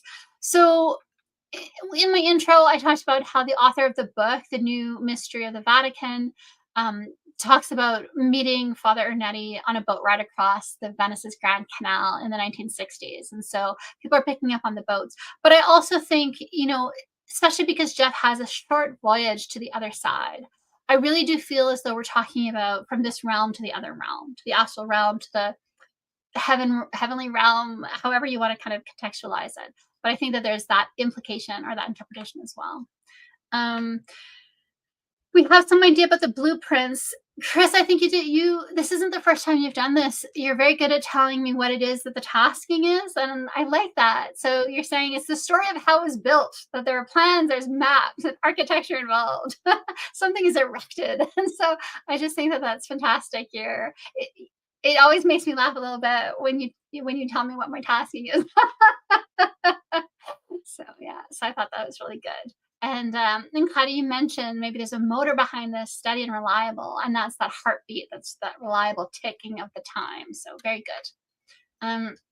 Now there's data about this. So, and this is what makes me think that they were seeing it the way we see it as remote viewers. And then Father Ignaty wanted to prove to other people. How do you prove to other people that you saw what you saw as a remote viewer when you see something the way we do? Even if you bilocate, how do you prove to someone that you bilocated and saw Jesus, let's say, or you saw whatever it is that you saw? So unfortunately, he produced a photo that he said had been printed from the Chronovisor's recording device. And later that photo was brought into question because people did notice that it looks maybe too much like a painting of Jesus. And that's the debunking, where people are saying, oh, this therefore proves that the whole story of the Chronovisor is fake. I don't think that that's what it proves. But it is a data point that we have to look at and consider. Jeff writes image in his image. And that, to me, refers to the Bible saying man is made in God's image, right? And it's an image of Jesus Christ. So I thought that was a beautiful data point from Jeff. Jeff, if you're watching, this was such a beautiful session. I really like how the data came through for you in this session. It was really nice. I like when it has that touch of magic to it, or that touch of, maybe it's whimsy or something, the poetic nature. So an image in his image, in God's image, and it's the image of Jesus. To me, that's really beautiful. And then Cody, you had this painting, a portrait of a dead royal or ruler. I actually think that fits with the idea of Jesus. It could also be Napoleon or other things, but I tied it back to the Jesus painting. Claudia, it was funny because you were like, is this a woman or is this a man? There's a long hair. And then I saw it in Jeff's. He was like, I think it's a woman. But I think maybe it was talking about this painting or this portrait. And you were talking as well here, and this is why, Chris, with your Christmas trees, and Claudia with your three wise men from the east, the three pillars, the three antenna on the device, the birth of Jesus, which they probably would have tried to go look at, and the shroud of Turin, which is, again, to me, that's kind of referencing this image. So I thought that was really good data from everyone here. Again, this idea of, is it a painting? Is it art? Chris, you have this idea of art exposition. I think that was really good data points. And Jeff had, again, this idea of oil painting or art. Here we have information about, in the book, about the Chronovisor. The images that it supposedly captured from the past appeared in hologram form. And we're going to see, I think in the next slide, that ties into John's hologram experience. Claudia, you have this mosaic, the face of a goddess in this mosaic, and foreign museums, Roman, Latin names and concepts, ancient philosophers. So again, I think you were right. You mentioned earlier that you thought maybe you were looking at what they had seen. And some of the things that they were said to have seen with the Chronovisor was Napoleon delivering a speech to his army. Cody, I think that's what you were picking up on. A performance of the Lost Roman Tragedy by a Roman poet. Claudia, I think that's what you were picking up on. A signing of the Treaty of Westphalia, which ended the 30 Years' War in 1648. So Cody, you were talking about kind of that era of time, the 1600s, medieval times, castles and wars. So I think that's amazing for data. And then this, I think, is important. We're going to see this in one of the next slides, is the construction of the Temple of Solomon. The Temple of Solomon, the construction of the Temple of Solomon, there are two layers to this. So there is the biblical narrative that says the Jews had a temple and it was destroyed and it has to be rebuilt. And there's a lot of things about the end of the world when the temple is rebuilt. And that's coming up next kind of thing in our timeline. But there's also the Freemason interpretation of the Temple of Solomon, and that is a temple that you build in consciousness. and you construct it according to very precise measurements so that your Temple of Solomon matches every other Freemason's Temple of Solomon that is a consciousness construct. And then you go there to affect reality. You go into your castle and your Temple of Solomon and your consciousness construct, and you make changes, and then you come back to this reality, and those changes manifest in our reality. I'm not saying this is real or not real. I'm saying this is the belief, excuse me, that they have. And so, oh, John, you're having to leave. Okay. I should maybe skip ahead to some of your data but I want, yeah. Is there anything that you wanted to highlight in particular before you go? Do you have time? Yeah. So I guess it's what I have to say is I find it so hard to believe that maybe not all the aspects or the stories of the Chronovisor are, real or fiction or fact, but there's some pretty profound experiences that I feel like everybody had gone through when doing this session. That there has to be some truth to it. But I, for one, had an amazing time doing this target, and sorry I have to leave, but yeah, thank you guys. I know, and I'm being too slow. I'm so sorry, everyone. I'm getting too excited about the data, and I'm going too slowly. It's taking too long, but I do appreciate you staying. I wanted to point this out to you, so maybe you can look at this later. It'll be in the live stream later, but Jeff had basically going down the tunnel to the light. So he has this crossing over from life to death. And he has a guide. So I thought some of this data might be interesting to you in relation to some of the things I saw in your session that I didn't put in the live stream slides, but I thought you might be interested in looking at. Yeah, the image you have there to the left, it was very much like when you in Star Wars when you jump into space, and it's just like everything was so bright and everything was so fast, which correlates kind of to the Ethereum kind of thing later down in my session. But yes, yeah, so fantastic data. Thank you so much. Your session was brilliant. I appreciate all your work. Thank you for all your sessions this year, and in the new year I'm looking forward to seeing what we'll do. All right, we'll see you guys. Great work, everybody. Okay. Bye-bye. Bye. Nice days. Bye, Jim. And so I'll move through the slides quicker. So sorry about that, guys. Okay. I don't even know where I was now. Oh yeah. Okay. So we have this. We have the Chronovisor. People can read articles about it, but like I said, there's a lot of debunking in the same way that people debunk remote viewing. Yeah. There was a lot about music. So the father, Ernetti, he was also a musicologist, and a lot of people picked up on the music. And I thought it was interesting because they picked up on angelic music or ethereal music. And I think when people have near-death experiences, they often hear angelic music or music that they find beautiful and amazing that they can't reproduce here on Earth. So I think that was really interesting data points about the music. And the ethereal aspect of it. And John had this speaking in tongues here. So again, to me, that there's that tie-in terms of the audio. Here's more data, but I think we've kind of talked about this a little bit. I thought this was interesting, feeling drawn into the target, and then inside of it, feeling spiritually dismembered. That's not a super positive thing. And it correlates with Chris's idea of there's all these choices and they all lead to a different place, and you're a little bit lost, and there's a map and you have to find your way. So I thought that was really interesting. And also the room with mirrors in a metaphysical sort of way, because I think that matches with your data. For me anyway, I see that correlation. Yeah. And then yeah, this is just the idea of the new being replaced and the renewal, the recycle. So Chris, again, these ideas of reincarnation or resurrection, all this kind of stuff kind of comes through in different data points. Here, Chris, you have these street-like hallways, but they're religious, crossed. And Jeff has separation here. There's the barrier. He has the flesh, the cloth, and then the flesh and the air. So there's the ethereal, the heavenly, the astral, and then there's the physical. There's our reality, and not this crude matter. And that references some a holy passage of some kind that I can't think of at the moment. But that idea that there's crude matter, and then there's like the heavenly, the ethereal, the platonic.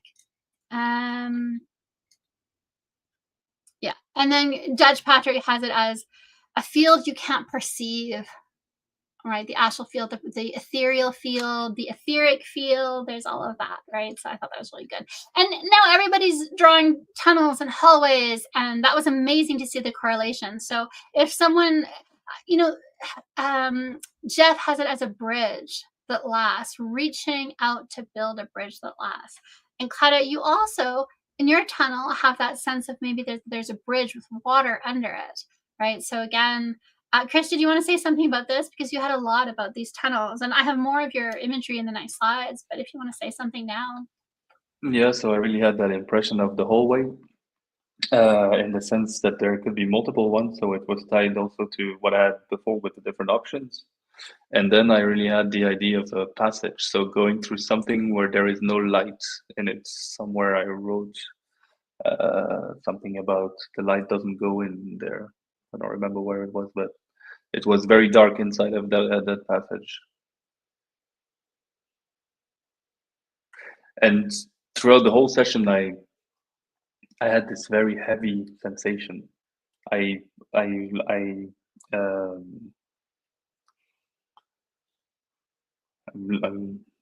not finding my words here. I had this sensation like when you're in a sauna or in a hammam, you know, where the temperature is super heavy.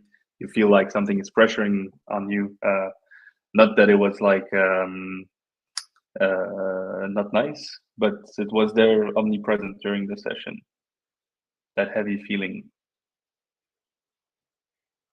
Someone had the data point claustrophobic. And it's interesting how physically everyone experienced the target, right? You had that pressure, and Cody has a stinging eye, and John is bilocating to the forest of calm and quiet, and like everyone's kind of, and you know, Michael's tasting burning in his mouth, and so everyone was kind of having this very experiential, I don't know, manifestation of the target data. So I thought it was good. And so we're nearly done, so I'm just going to jump through the next few slides. But here, so this is where I was talking about where Jeff has the tunnel that goes. We don't see the slides anymore. Oh, you don't see the slides? Sorry. Oops. Thank you for letting me know. Where's the click? That one. Okay. So here we see the tunnel going to the white light, drawn in yellow for the yellow cube. So that's very interesting as well. And the light at the end of the tunnel, right? So this is the movement from the physical life reality to death, to the afterlife, to whatever comes next, the transformation, the journey. These are all things we've talked about, not this crude matter, but this ethereal light. And Claudia as well, you had this all over your session, and it matched really well with the gates that Jeff was drawing all over his sessions. So really nice correlation there. And Jet had something that is heard, maybe a pop. And that, to me, I can nearly feel that the Kundalini chakra, the crown chakra opening. A lot of people report hearing a pop when that happens. And so again, it's that idea of transcending the physical. So I thought that was really good. And here's your long opening, your hollow. Chris, it matches with Claudia, your small entrance under your tunnel. So I thought that was really good to see. And here, again, so there's entering the garden through the gate, through the tunnel. Passing on the knowledge, the Freemasons, and the knowledge being lost because the Freemasons, most of their knowledge is lost now, and they don't understand the data that they are passing on. He talks about the different metals. So again, we're harking back to the different antenna and gold and silver, shiny diversions. So very interesting. And David, for you as well, tin is the metal of the gods. Best worked as a couple, man and wife, positive and negative. To me, I think this is one of the key points in the live stream, in the data points. Would you not say, David, that that's an interesting thing? Yeah, definitely. Yeah. And so then here's what John was talking about a moment ago before he had to go. And so the origin of the light and the force, energy, motion moving through, and his shadow. And Michael, you were saying the shadows of the building, right? So there's the self in the two realms. I thought that was really a nice correlation there with your data as well. Chris, you had the waiting room, like, what's the word between heaven and earth when you don't Purgatory. go to hell? Purgatory. Purgatory, yeah. That's the word. And I kept thinking of purgatory when I was looking at this data. And again, you're talking about how it's filled with liquid and us as a filter. And we saw that John also had the concept of a filter going from 2D to 3D. And there's a filtering process. So if you think of going from our physical reality to the realm of light, and that there's a filter, and maybe some people have to go to the waiting room, I think. And I'm right in terms of the belief system of Father Ernetti. I think that fits really well. And Jet has this idea of open, shut, light, dark. Using the mouth, again, we've seen a lot of things about the mouth, breathing in, the kiss, all these different aspects. Just really interesting data here. And then everyone really had a sense of amazement, awe, beauty. So that was really nice. And then here we have the distorted, almost like a disrupted hologram. That's the data point that ties into the book that say that the images were captured in a form of hologram. So really, really nice data here, really, really clear. And it ties in as well to Patrick's pulsating flash and this 1 + 1 = 3. And that kind of ties into the calculation for the tin, the man and the wife, the plus and the minus, except he's adding an element in there. And I think that's interesting. John is talking about collective consciousness. And Claudia, you're talking about of another world. And it's interesting because then John here is saying it looks like a different world. And so there's something more, I think, to this. There's the physical, there's the internet, the tech, the cloud-based, and then there's the universal. And so again, there's these different types of realities that we exist in. So I thought that was really interesting. There was some negative as well. So John says, I feel like the target is intentionally used to prevent future growth or inhibit growth. That makes sense if you think of the military using the Project Looking Glass tech, or the Vatican using the Chronovisor to, in some way, look at the future and then shape it so that they have more control, or to prevent, right, to keep themselves with power in the situation that they're in. So I thought that was an interesting data point. This is mostly Jeff's data, again, about transformation, and there was just so much of it. Some of it we've already gone over, and just the matching data in Dutch Patrick's session as well. And the calculation part, the Mandelbrot set, that idea of fractals, how does this relate to the target? It's a new visible field, depth in depth. So very interesting for a field that allows you to see the past. The frequencies of the past coming through to our reality, our now. Everyone's building the temple, Solomon's temple. And so Michael is seeing it as an ancient ruin, building it on an elevated platform as the Solomon's temple would be and is. Cody, your castle coming through. Jeff has it as well as like a government building.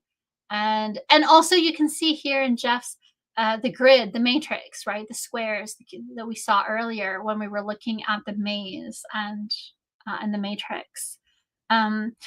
Also the Amish barn raising. So that idea of the religious people coming together to build something, to put something up, the belief, the faith that creates reality. I think that was really interesting.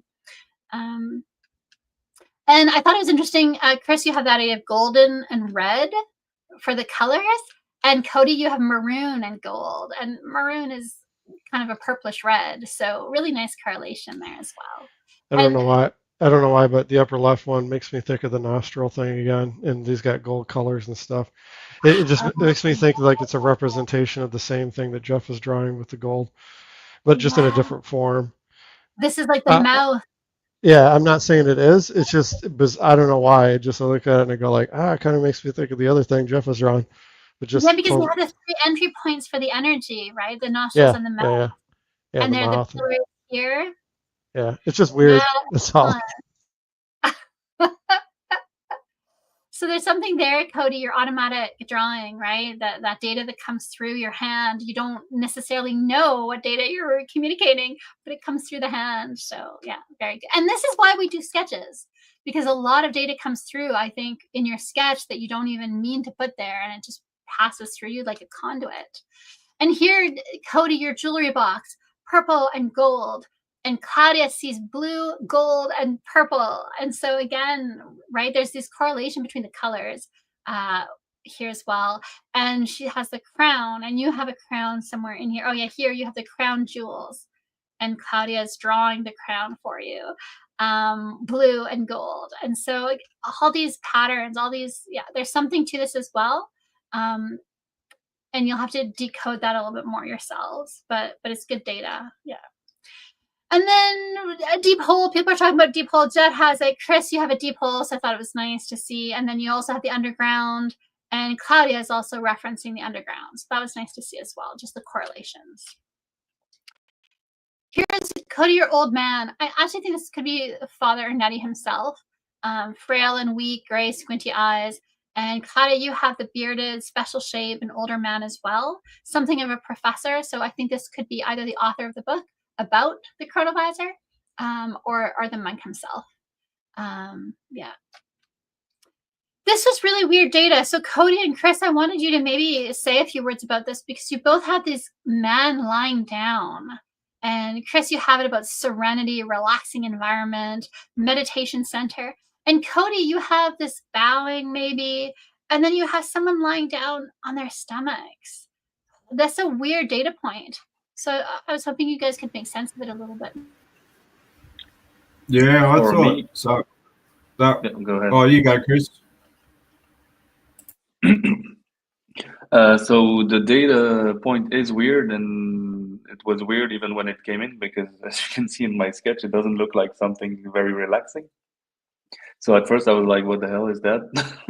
And then the data that came in was that it was just like something to people lying there, something spiritual, or like meditation, or something praying like in a church place. And that it was very calm energy in a very serene environment. So that was weird. Yeah, I also thought it was weird. I had a real strong feeling that they were holding their stomach, and I don't know if I just pieced it together as like bowing to someone or not, but it just really felt like the hand on the stomach was important to the target.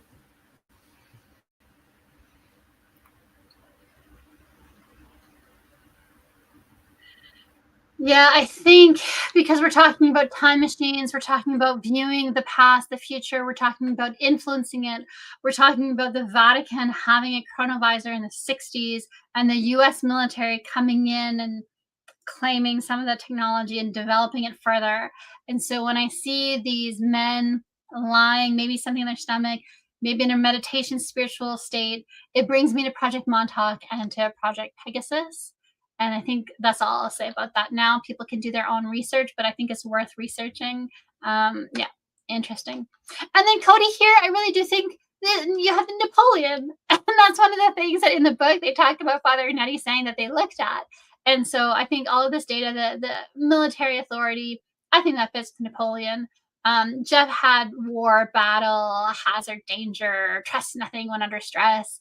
And I do, Chris, you had the word hate. Oh, this is maze. Yeah, you had the maze here as well. But how do you also talk about the wartime? I think people were picking up on some of the things that they saw, that they looked at with the Chronovisor. Here, one of the things I wanted to point out here, we've already talked about these different things, but speaking without speaking, that idea of telepathy, consciousness, communicating through consciousness, right? All of these things. So this is a bit harder to understand. Jeff had this idea of grasping, tight grasp. He's mesmerized by these glowing hands. And then Dutch Patrick is talking about getting in touch with, observing, contacting. I think it was this idea of how can we not just see the future or the past, but how can we step through it and affect it? I think that's we're touching on here.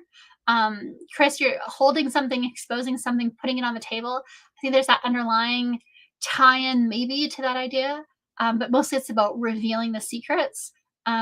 Jet had this idea of it's contained, it's chained, it's confined, and we were talking about claustrophobia a minute ago. So again, there's something about that in this data. Dutch Patrick had this idea of putting things away in an archive, hiding it in a void. And the archives as well, I think of the Vatican archives, right? So I had good data there.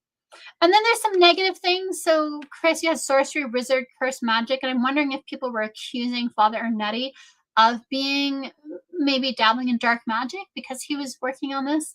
And then I brought in here Jeff's spontaneous combustion, which seems like it has a bit of a dark touch to it. And Patrick, he's talking about purity, protecting against interference, shielding, unwanted poisonous charge. So I think remote influencing for negative purposes, remote influencing the subject that you're seeing so that they make the decision that you want them to make, either in the future, maybe in the past, to change history, something along those lines. Here's the vacuum. So Jeff had the idea of something like a vacuum. Chris, you brought up the idea of the vacuum. There's the idea of a vacuum and this downward motion.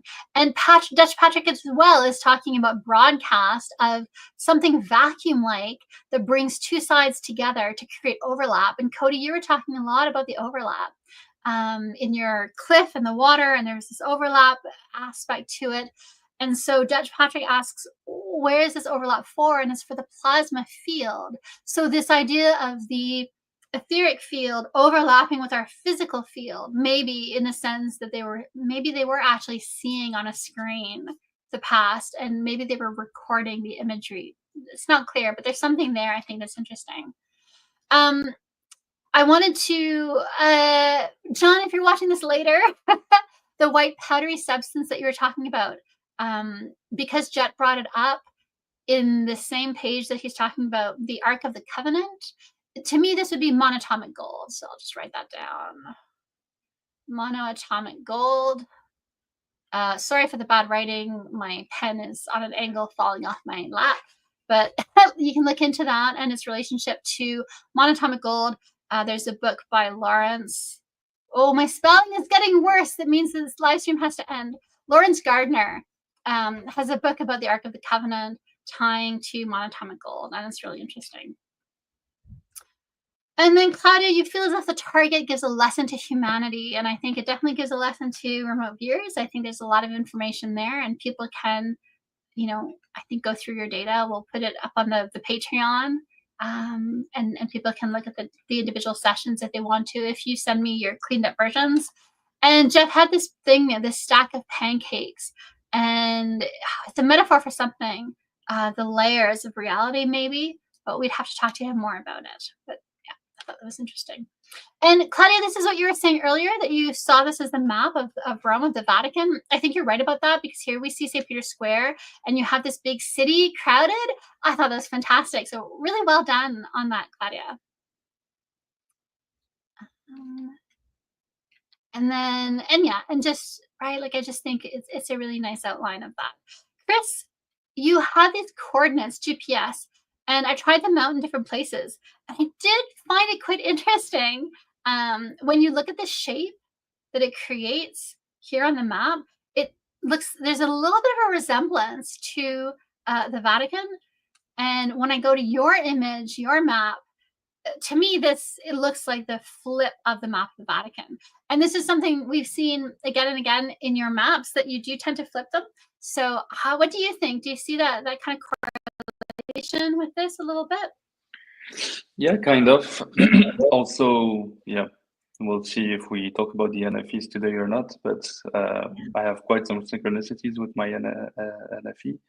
But what's interesting here to me is also the first one. It's at the top of a hill, and the Vatican is called like the Vatican Hill, because it's slightly at the top of the hill. It's not a big hill, but a hill nonetheless. It's interesting about the map flips. It's like you're inside the Earth looking up at the surface rather than like a satellite in orbit looking down at it. Yes, that's a really good insight. Definitely. Yeah. Okay. And so, yeah, so here, Chris, again, I do see the reversal of the Vatican in a lot of the details. Even see this sticky out point here. I kind of see it as this kind of sticky out point here, which is away from this. So yeah, I just think your practicing of doing maps is worth continuing, because I do see that you're getting more and more accurate. You're getting more and more of the details. And it's like I was saying with Cody, right? That automatic writing somehow puts in the details, and you're doing it here where you're just doing this sketch and you're getting the details that match the terrain. So that works. And then, yeah, so I thought that was interesting as well, though, Chris, that there is a little bit, I don't know, this is more of a stretch. So I'm just putting it out there as something to think about as well. But there's a bit of a correlation where you gave the GPS line and what your map looks like in terms of the territory. And it's off the east coast of Russia. Just an interesting factoid. So Chris and Claudia provided numbers. Claudia thought the 3, obviously that was relevant and important. And I see the 5 as the 666 coming through, right? And so, yeah. And if you're muted, but if you wanted to say something about that, I thought that would be interesting. But also, it was the device was built in the 1960s, and so your time map here is excellent. So that's really, really good. Okay. And then, yeah, go ahead. No, indeed. I also looked up when Father, what was his name? It's too late now. But he was born a little bit earlier. But yeah, I found I was in the right direction, indeed. Yeah, I like that. Yeah.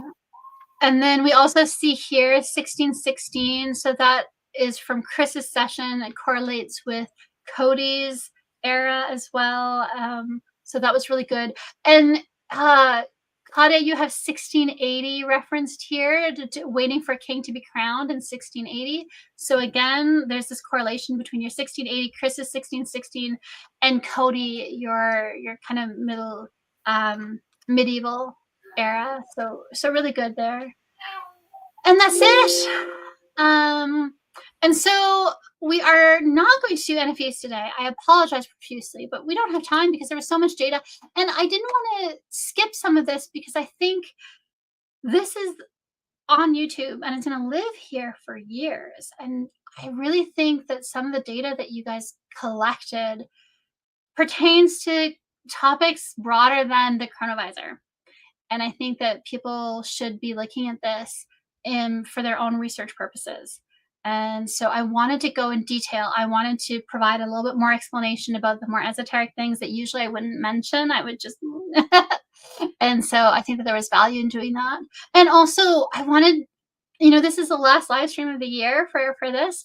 I wanted to show you how far you've come in terms of the group coherence, in terms of your own skill, in terms of your ability to grasp complex meaning, conceptual meaning. You guys are talking about, life after, or the ethereal realm. You're talking about all these different things, right? How do we view the past, the future? And are we looking at a tangible device, or are we looking at something like a psychic enhancement?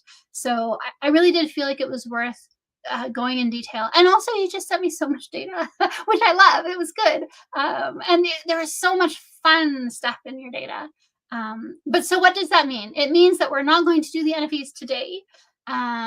We can either do another live stream before the end of the year just to cover the NFEs, or my intention is to do a live stream on December 31st. I'm not going out for New Year's this year. I want to stay home. And so I was thinking, since I'll be home, I'm going to do a live stream.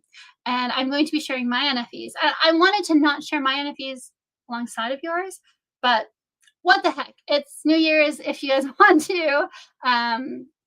I don't know at what time it'll be, but I think if people want to kind of jump in, share their NFE, jump out, we'll see. It's whatever you guys want. Probably, I mean, you either have plans or maybe you have children, and so maybe you'll be passed out by 8 p.m. I don't know. But I might do it earlier. I don't know, but we'll see. And we'll keep in touch. I'll send you guys emails about it. For the audience, thank you so much. You've been a great audience. The comments were fantastic. Thank you to David for monitoring the comments and responding. That was really useful. David has his lights out at the moment, burning through his retinas, so understandable. So anyone want to say anything? I'd love to hear your thoughts about this in general, and also let me know if you're too disappointed that we didn't do the NFVs today. It's an interesting It target. was a fun target. I thought. I don't know. I didn't think it was a time machine though. I wish Yeah, it was did. a very nice. Yeah, it was a very nice target. Yeah, I think some things you interpreted differently than I myself did. So I want to look into that again. But if we are not doing the NFVs, we still can try it again. So because I heard from Chris that you did only one, right? I did only one, but my NFE one really looks like it's tied to it. So I don't know if I completely forgot that it was an NFE and I went in the wrong direction and was attracted to the target, or if my NFE maybe has a link to it, and maybe in 2025 we'll get some information coming out or leaked about that. That would be great. Yeah, that's a possibility, because synchronicities always arrive when you do this level of remote viewing. So that wouldn't surprise me. And we won't not do the NFVs. We just won't do them tonight. So we'll email if you guys want to do them. You know, I would like to do them before January 1st, obviously, if that's possible, but we'll figure something out for the timing. So for the audience, like I said, we'll have another live stream or two between now and New Year's, and we'll show the NFVs, because I do want to have them out there. You guys did great work, you submitted it, so I want to put it out there. I think that's worth doing. Stephen Hall says, very nice map, Claudia. Definitely. And he says, to all you remote viewers, keep on manifesting that everyone gets better and better at this. You guys are getting better, but it's amazing to see the progress. Michael, did you have anything to say as well? Oh, I just said, yeah, interesting target. And, thanks. I'm glad you guys liked the target. I was a little bit worried. I thought, oh, this is going to be... But you guys had amazing data. And again, you know, there are different ways to see a target. One is for the data that you're collecting that's about the target itself, about the chronovisor. But then there's also the data you're collecting about your own relationship to the data stream and to this reality and to your remote viewing ability. And then there's the process of practicing different types of data and also experiencing analysis. You know, like Claudia, you were saying, when you do analysis just on your session, you see the cross and you're like, oh, that's the crucifixion. And then you see it beside Dutch Patrick's and Chris's and everybody else's, and you're like, it is the crucifixion, but it also is pointing at something else, right? Yes. And so I think that's the magic of having that group session. Yes. Yeah. And having the analysis that takes, you know, that I'm trying to go through all the data, I'm trying to find it, put it all together. I need to automate that. So if someone can write me a little AI program, okay, automate some of those, that would be great. And so thank you everyone for being here. I really appreciate it. Like I said, we'll see you again before the end of the year, hopefully. And if not, next year we're going to be doing things a little bit differently. We might have 2 live streams a month, but they'll be quite short. They'll not quite, but they'll be much shorter. And I will probably only task 1 a month, and then I'll invite each of you to do a tasking, so that we have 1 of mine, 1 of yours every month. That should be fun. And I think people need to learn how to task, and so we'll probably have a module on tasking on our website in March. It's part of my advanced training mentorship modules. And so I'm going to be putting those up, and how to do an NFE, how to do tasking. We're aiming for sometime in March. So that would be nice. But the tasking, you know, we could start that. We had Jeff already. Patrick Flanagan also said he'd be willing to. So that's something you guys can look forward to.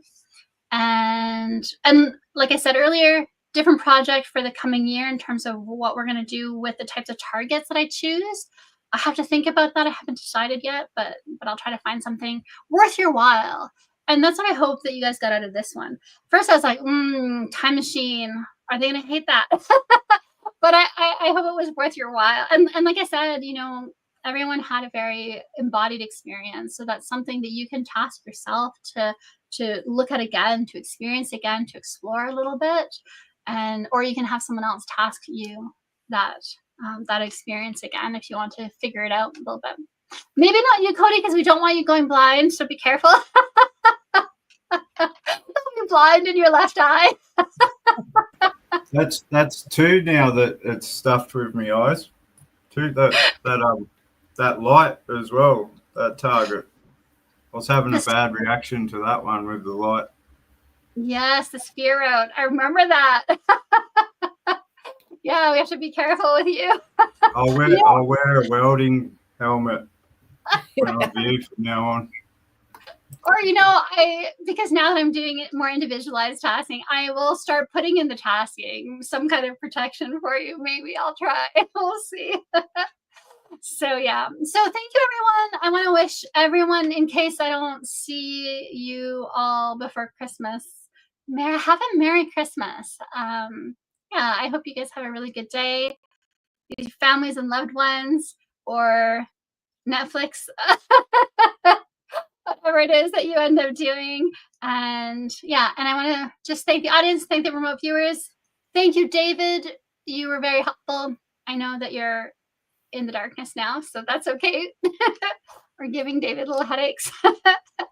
Yeah, and so if anybody has anything else to say, if not, I'm going to sign off.